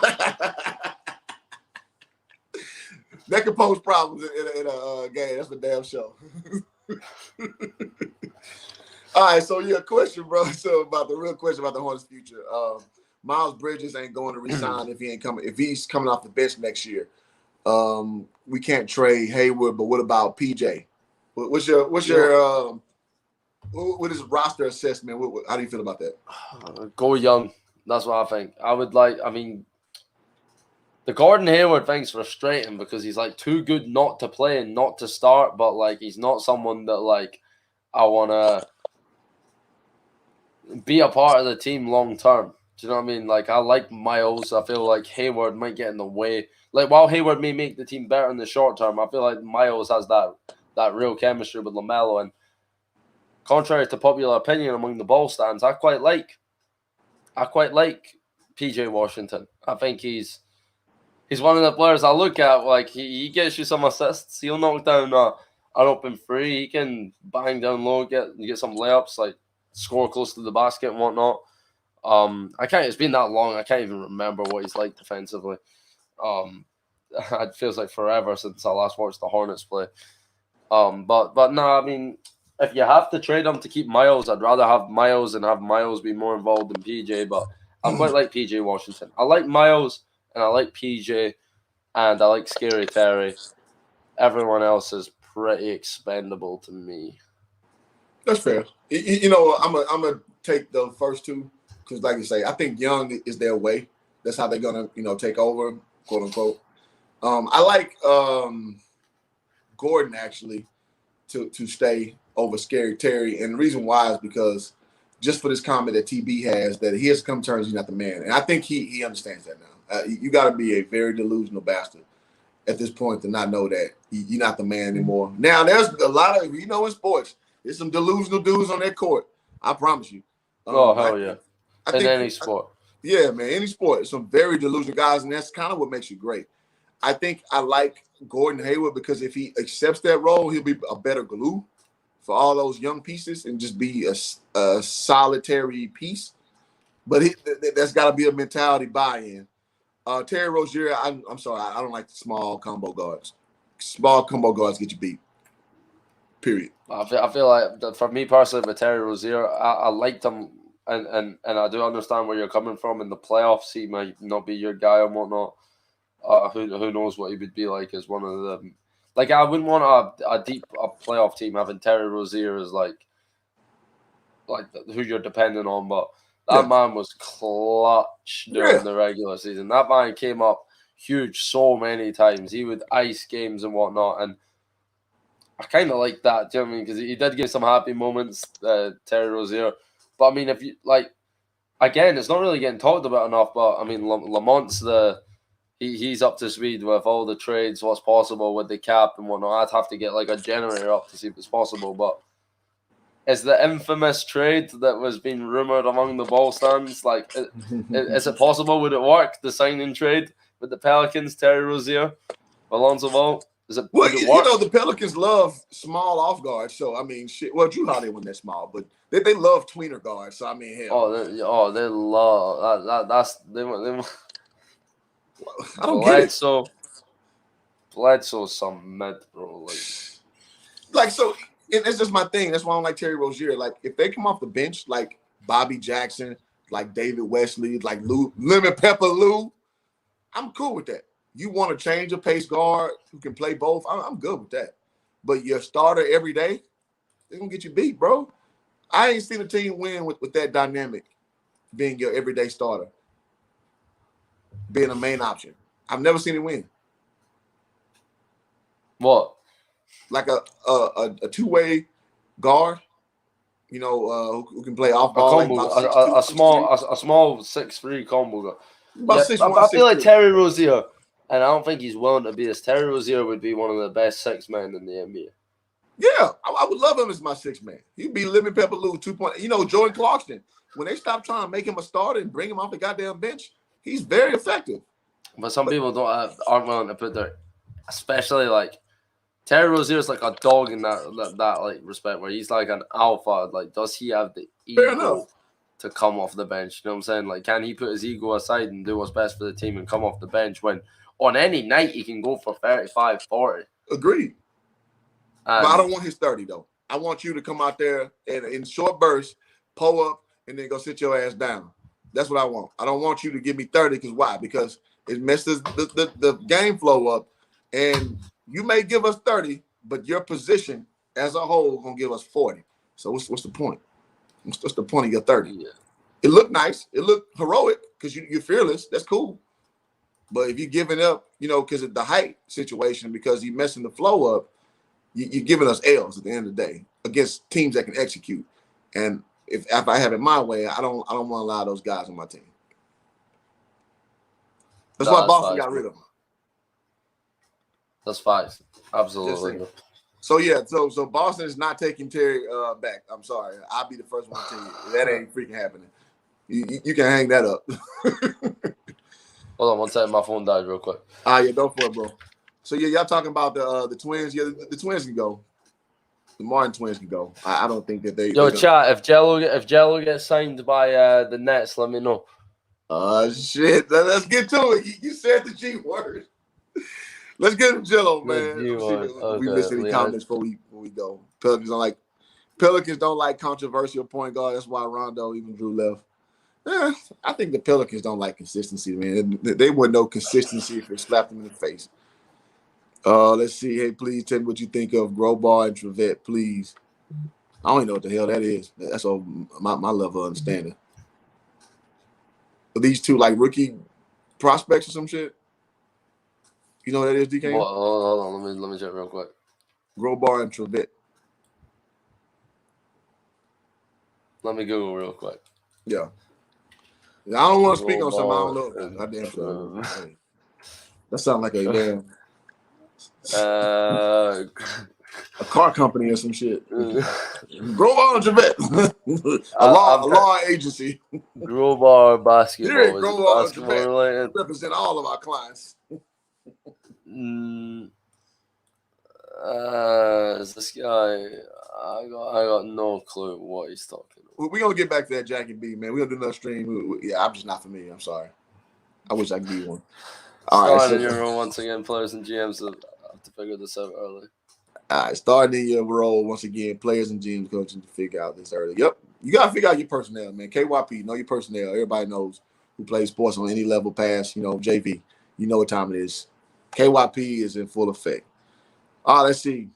Who do the Hornets have actually a chance at signing at center, which is a huge area they need to address? Who do you think that they do? But before we go to Jello. Who were the guys that were linked with? Miles Turner. I think JaVale McGee. JaVale McGee. I guess JaVale McGee's the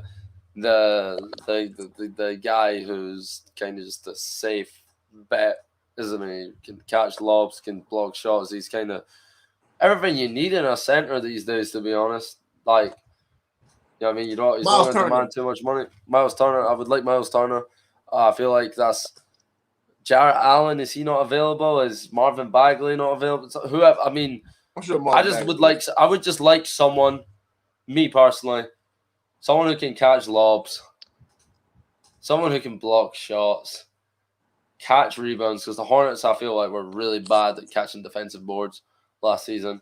I might be wrong, like some stat, but just from like the eye test, like when it mattered most, they couldn't catch a rebound defensively. That's why like Melo was leading the team in rebounds and whatnot, because they've got no tall players on the roster.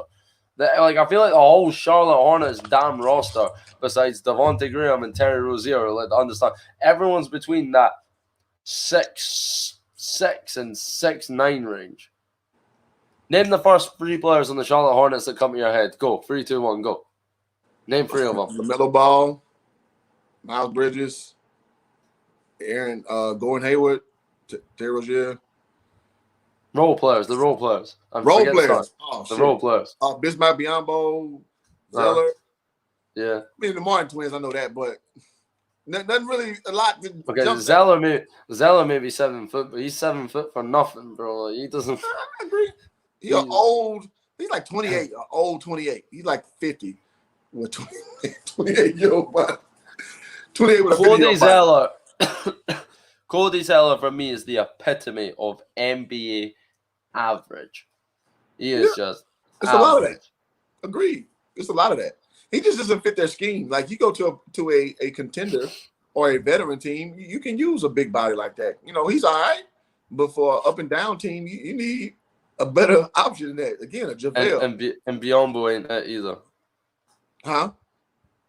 And Biyombo ain't that either. And Biyombo, you know, he's undersized. It's like 6'9", like a, you know, Biyombo was like, he's more or less like your Kevon Looney type guy. That you got so much talent that you can just throw him out there and he'll do his job. You can't rely on Bismack Biyombo to, you know what I'm saying, to improve. Oh, I would say this, man. If you had like a Clint Capella on that team, man, oh my God, the Hornets would be, they'd probably be damn near the Hawks if they had Clint Capella in that role. Yeah, so yeah, I like Clint that. Capella, Clint Capella is like kind of like the perfect like. Shit, yeah. I mean, rim running, athletic big man nowadays. That's kind of what I would want in my team. Yep. Absolutely. Set some fat screens. Absolutely. I mean, play some. Yeah, that's what I mean. So, are you gonna drop the G word? Yeah. So, all right, I'm gonna just a shout out to JaVale. Yeah, I want to give JaVale his flowers. That dude he's reinvented his career a lot. I've always been a JaVale McGee fan. I've not always condoned his fuckery. He's a hilarious guy, man. Have you seen? Bro, this guy could quite possibly finish his career as a 3-time champion with a gold medal. Ain't that some shit? Where he started. The way he started, bro. I remember he was a meme, bro. I would watch his Shaq thing clips, like he just like some of the worst goaltending. The ball's like dropping, and he would just go like, "What are you doing? Why are you contesting that?" He'll blast the ball in. That's facts. That's facts, bro. So, and Will says Hornets can use Nurkic. Yeah, a skilled, big, smart, can run. Yeah, a little bit. I would say even the Enes Kanter is better than what they got right now. I mean, but I would want more of a rim runner than Kanter, but it don't fit at all. But let's get into the big G. Let's get to the big G, man. Oh, real quick, would you want Nurkic? I wouldn't hate it. No, I wouldn't hate it either. I wouldn't hate it. Like I said, it's better than what they got. So I mean, you know, yeah. I'm with that. And Marquise Chris, that was a good one too. St. Louis. But you don't realize that they're gonna end up with like a Nerlens Noel or a Jalil. Tell me I'm like one of them reject Philly. Trust the process. I can see that. Or one of the Morris brothers and shit. Oh, the Morris brothers. Bro, they gonna have the Morris twins, the Martin twins, but no Ball brother. The twin team. Yeah, exactly. With no Ball brother on that bitch. Wouldn't that be something? The first NBA team with 2 twins. That'd be some shit. Listen, contrary to popular belief and me being a Ball fan and this kind of like me personally, bro. I say it and it's like this me saying it and the way I said it on my channel was like quoted in the comments with the timestamps or like crying emojis, but I don't like brothers on the same team in sports. I don't like siblings. Like that's just a personal from my experience. Maybe over the water, like it's some next level like imaginary chemistry, but me personally, I don't like brothers on the same team. That's fair. It doesn't show that it hasn't shown rather that it works. I'm not against it, but yeah, I don't care either. Like the freaking where everybody the Harrison twins from Houston. I didn't like both of them. I didn't love them, and they kind of fizzled out. Okay, yeah, fair enough if the brothers are like fair enough if the brothers are good. Like they're like for instance, I'd be willing to give Lonzo and LaMelo a chance because they are two. They would be like focal points of the team in the franchise. But what is the point? Like genuinely, like why do you need both Martin twins?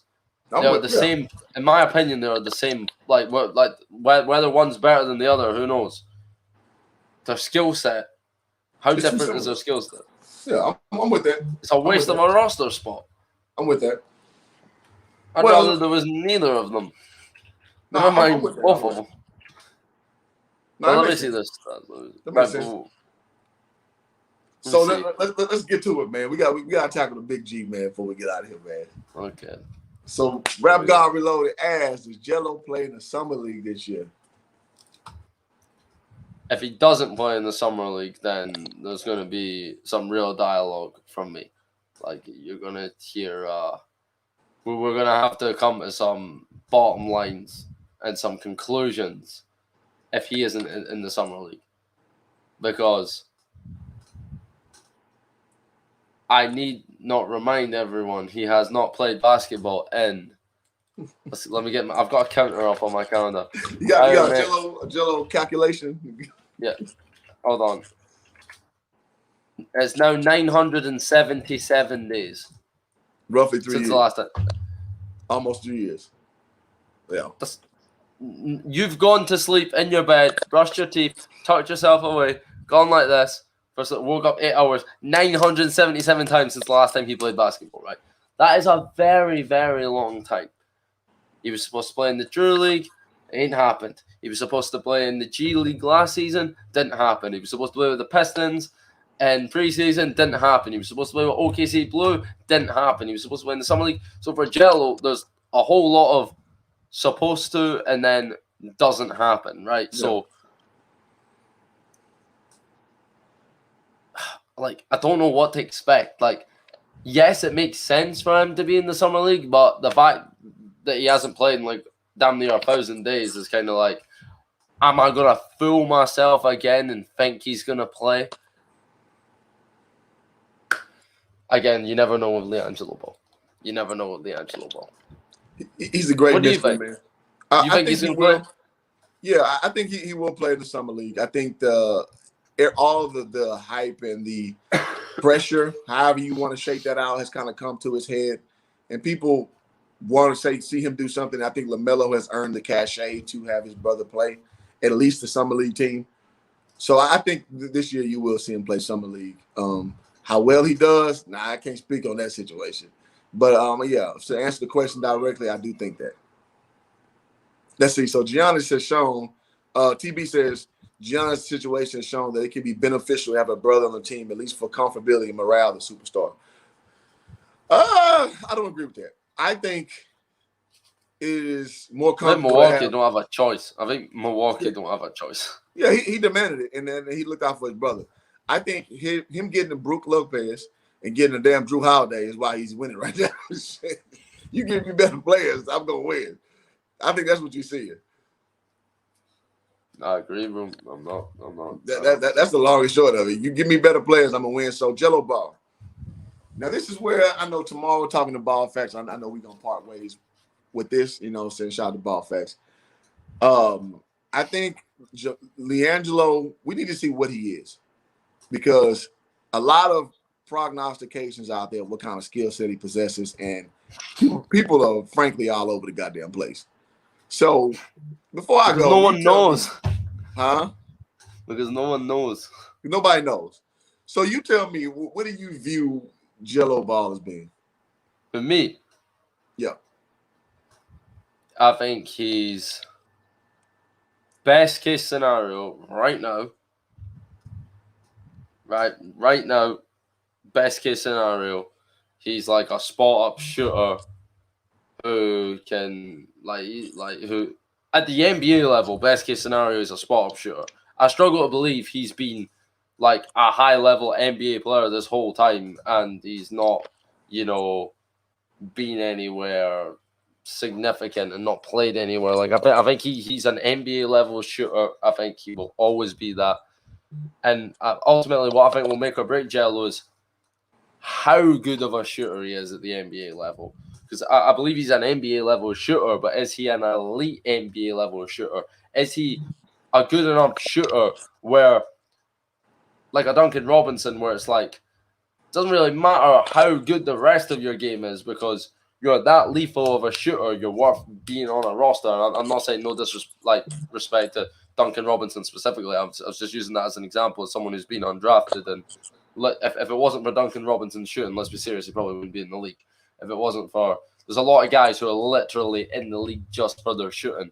So is Jello that kind of shooter? Is he like an NBA average shooter, or is he a below average shooter? I feel like his 3-point shooting will make or break him, because the eye test tells me that other aspects of his game aren't like elite NBA level. Like, I don't think he has an elite handle by any means. Absolutely. I mean, if you look at the little video he did with Slam, the guy next to him, the random guy, when they were doing those dribbling drills, someone made a video on it. Like, objectively speaking, that guy looked like he had a better handle than Jello.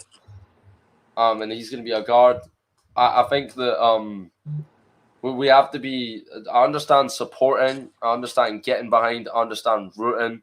But I feel like the hype for Jello, it's some people take it way too far, and some people will try and tell you what he is, what he could be. It's all predictions. It's all speculation, because we have no idea who he is today. And yes, he's. And I made this point in a video I never actually uploaded. I went on like a 1,500 word rant. I was sitting by my keyboard writing this, and it was about when he talked. I don't know if you saw the Slam video. Did you see the Slam interview where the video with Slam where Jello did an exclusive video with Slam. It's got like 2 million views, and he talks about how he's waiting on the call and whatnot. And Jello basically said he was like even if someone told me I wouldn't make the NBA tomorrow, I'd still go hoop. I'd still work out because I love the game. And I was like, that maybe tells me that maybe you don't love the game, because if you just loved the game, you wouldn't stop at just going working out and hooping. You'd pursue a professional basketball career overseas. So what that quote from Jello told me right there is it's kind of like NBA, or I'm going to just keep doing what I'm doing. And I don't think that kind of shows that if you truly love the game, you travel the world to pursue your dream of being a professional basketball player. But I think that time will tell. My stance is what it is from the beginning. If he proves himself in the G League, if he's a star in the G League, he deserves that NBA opportunity. If he lights up the Summer League, he maybe deserves that opportunity. If he plays in the G League and Summer League and he's batting average, he's some mid, then that's just who he is. And he might get in the league because of Melo, but that I'm just talking about what, like, his individual, like, is he an NBA player or not? Like, I don't think anyone can answer that, truly. Agreed. And I think now I got a very stringent opinion on him, but I'll go off what you said. He does not have an elite handle, so I don't see him being an NBA point guard. I'm sorry, NBA guard rather. I think he's going to be a small forward, just power forward. That's because he has that wide frame, so that's what he's going to be. 47 says he's the best of the three brothers. That is Big Cap. As Big Cap, the me and DKM's caps combined on top of our heads, bro. No freaking way you can take away that he the best. I don't know what you base. You're gonna explain that to me. Based on what? Like it ain't even close. Like it ain't even close. 1 second, bro. 1 second. Yeah, you got it. Shit, I mean, LeVar may be. No, I ain't gonna go that far. But no, bro. Jello is nowhere close to the best ball. I'm back. He would never be the best ball brother. Sorry. Unless both his brothers have an untimely demise and he's the only one hooping. That ain't happening. Sorry. So, what I miss? So 47 said he's the best of the three big baller brand brothers. I'm just like, no. Not even close. Now what? Based on what? Based on what? Based on what? Like, what other than shooting, what is he better at? And we don't even know how good a shooter he is. Like, NBA people say he's the best shooter in the family, right? Yeah. Is he best? Like, how do we know in 2021 he's a better shooter than Lonzo Ball? We don't know that. Is he a better shooter than the guy who shot 38% from free last season? I disagree. Not everyone is made to go play overseas. Can't overanalyze the work ethic. I was just talking about that quote specifically. Well, I probably shouldn't hold Jello to like some like next level, like overanalyze everything he says, like, and do you know what I mean? Like, particularly like it was just choice of word. If I took his like choice of wording for like every definition, I'd be like, he was just basically trying to say is that he loves the game and he's still going to play regardless. I just personally like don't like the fact that for him personally that he wouldn't. It seems like he would doesn't see that as an option. Yeah, it's like either I get in the NBA or I'm not playing type thing. Like I'm going overseas and proving my worth, which damn near every hooper has to do that doesn't make it. It seems as if like that's not something he's like. I'd rather give it up than spend 5 years in this league and then maybe not even make it in the end. Do you know what I mean? But he doesn't have to go overseas. He's financially stable, will be for life most likely. He has assets. He has money.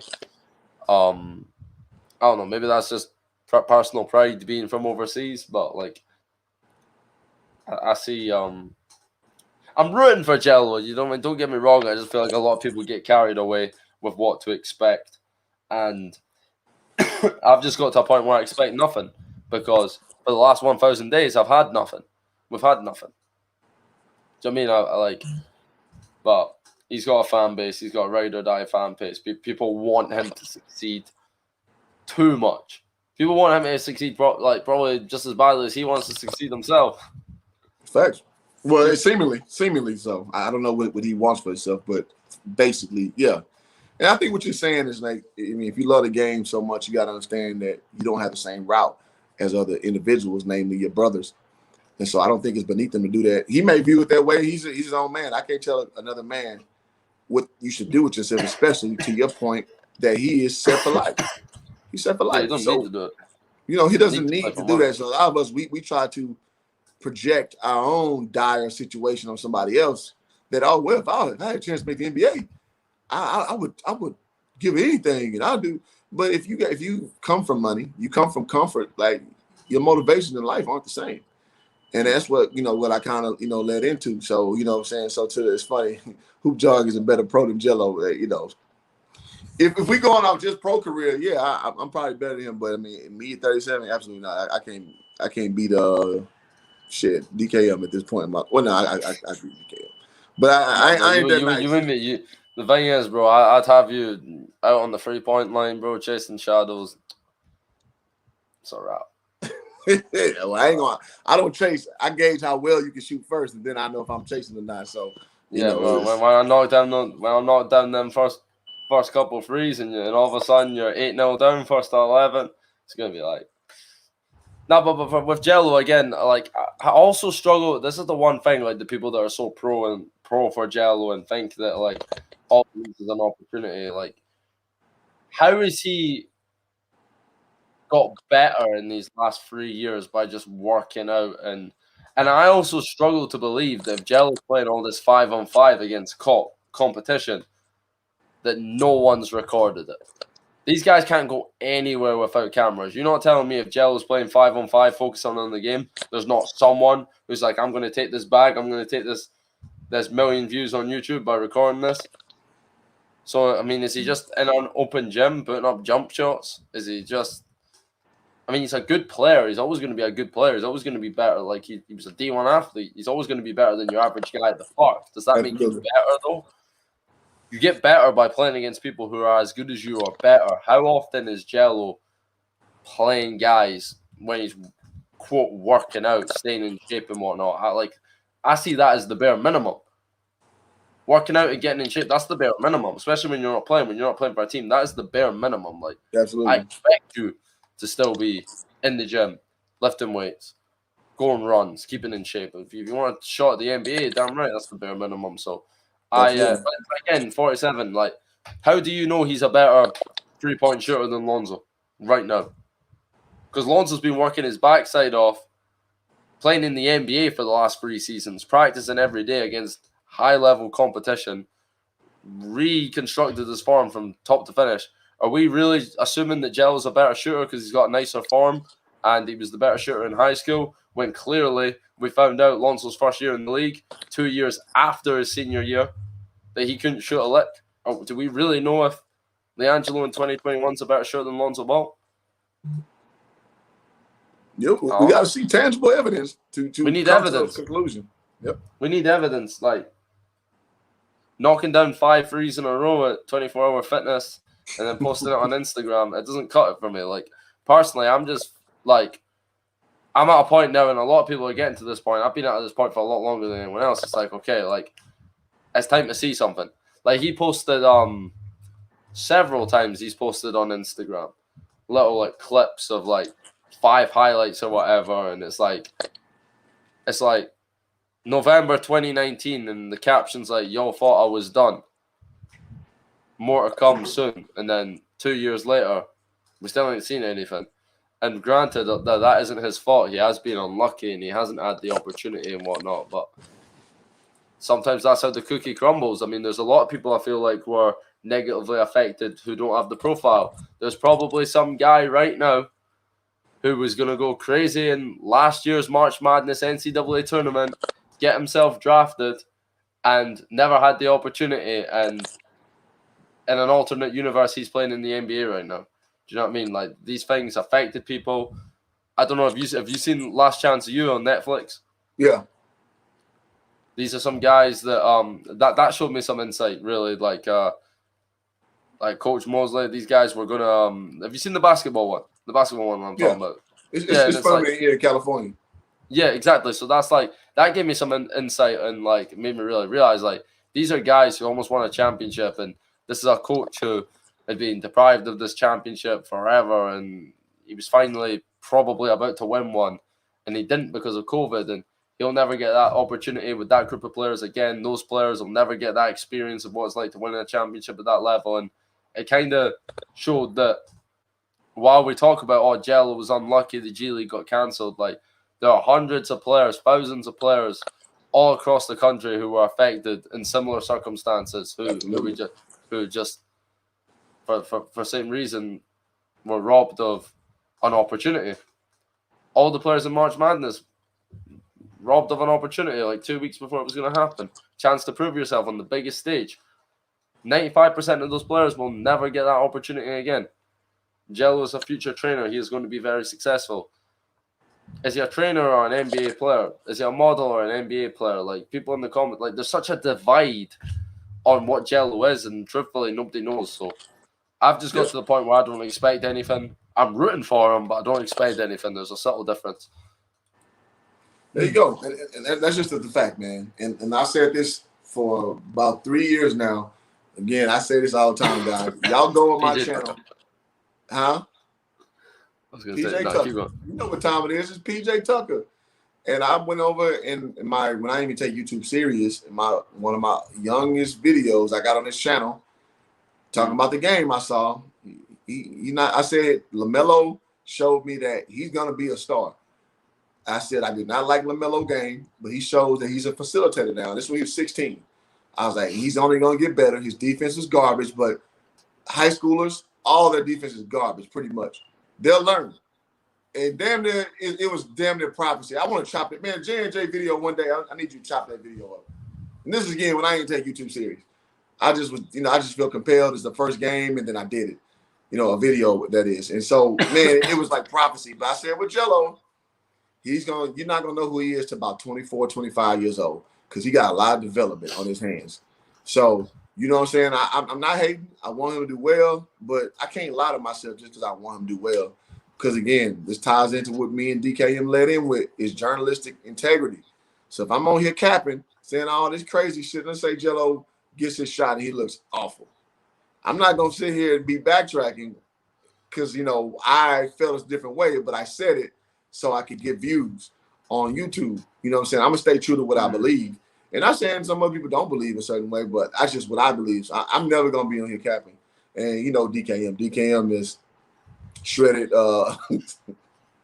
through a lot of people's opinions in his YouTube career. And that's just kind of how it is. You know, we got the same type of personality in that perspective. DKM will go scorch earth. You know, I kind of just like more or less let you know that, nah, I ain't about that. But, you know what I'm saying? And I just think that's just, it's important when evaluating Jello because there's so much you have not seen. So you got to be honest with the process because I say it all the time. The NBA is the 1% of the 1%, which means 1% of high schoolers go to Division I, and the 1% of those go to the NBA. These are the best players in the world. So we got to be realistic and not bring up, oh, he led California in high school. Great, that's cool. I don't mean nothing, bro. Like realistically speaking, people are talking about this, like, bro, the high school stuff, like it's like Jello has no CV in terms of like NBA teams and whatnot. What he did at Chino Hills in high school, irrelevant, bro. Back then, Isaiah Thomas was a damn MVP candidate. He can't even get a look no more in that same time span. DeMarcus Cousins struggling for his NBA career. He was an MVP candidate back then.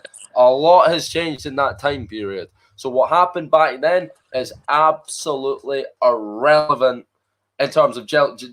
The only reason Jello's realistically getting this look and he's had this tryout with the Hornets and whatnot is because of Melo. Now, that doesn't what he did before in high school doesn't mean it's not nothing. Like it is something. It shows that back then he was maybe a bit slept on. Like you said, Jello said in that Slam interview, he feels like his Chino Hill stuff got completely overlooked. He feels like he was done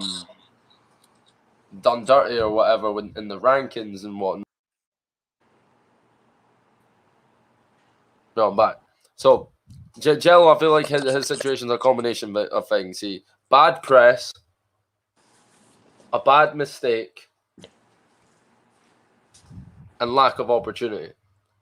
Those are the three things that Jello's what's held Jello back. And don't get me wrong, like there is a chance that turns out that he could be an NBA spot up shooter and whatnot, and I believe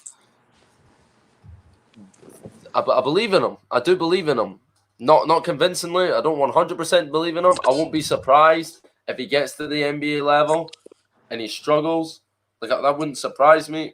But then it wouldn't surprise me if certain people were right all along. I've just got to the point where it's like I don't expect too much because, truth be told, if you take bias aside, like what reason do you have to expect that he's been this NBA level talent all the time? Like you talk about development. You talk about how however many years ago he needed the development. How much development has he got the last 3 years? He played in the time where some people have a whole scholarship in college. He played, 15 games in Lithuania? A couple of games he joined midway through the JBA season. Played a couple of games overseas against low-level overseas competition. How much development did he get there? You know what I'm saying? How much has he development?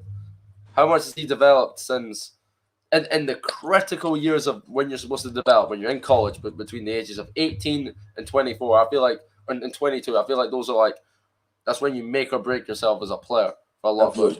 Absolutely. There's not a lot to go off of. And so, yeah, I think what we are seeing again, just logical thinking people, is just we got to see it.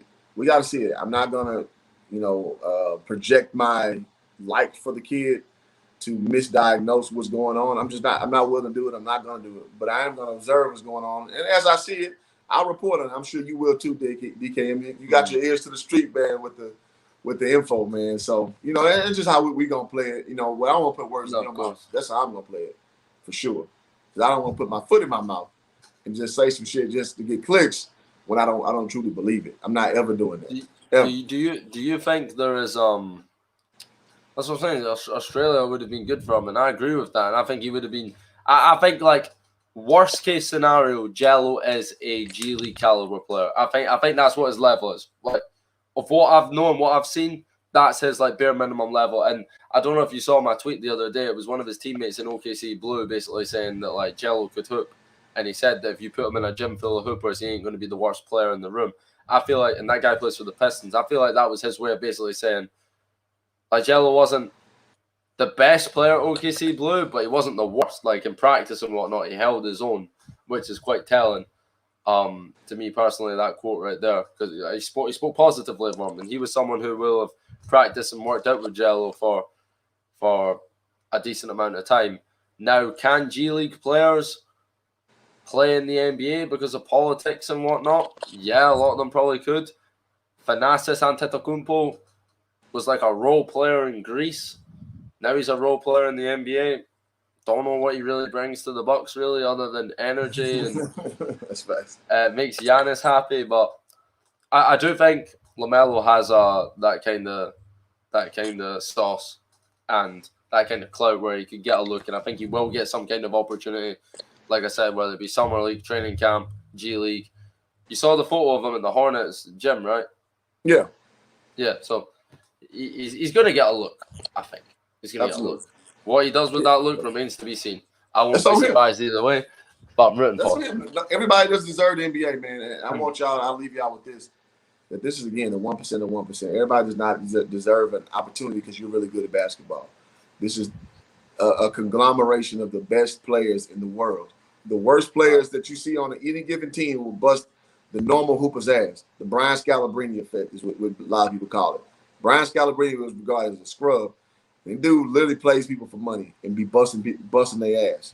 So we all got to understand that, man. Bro, it's logical, bro. It's only logical. The thing of all the hoopers in the world, that the NBA is the best league. There's 400 spaces in the NBA. Come on. You could be.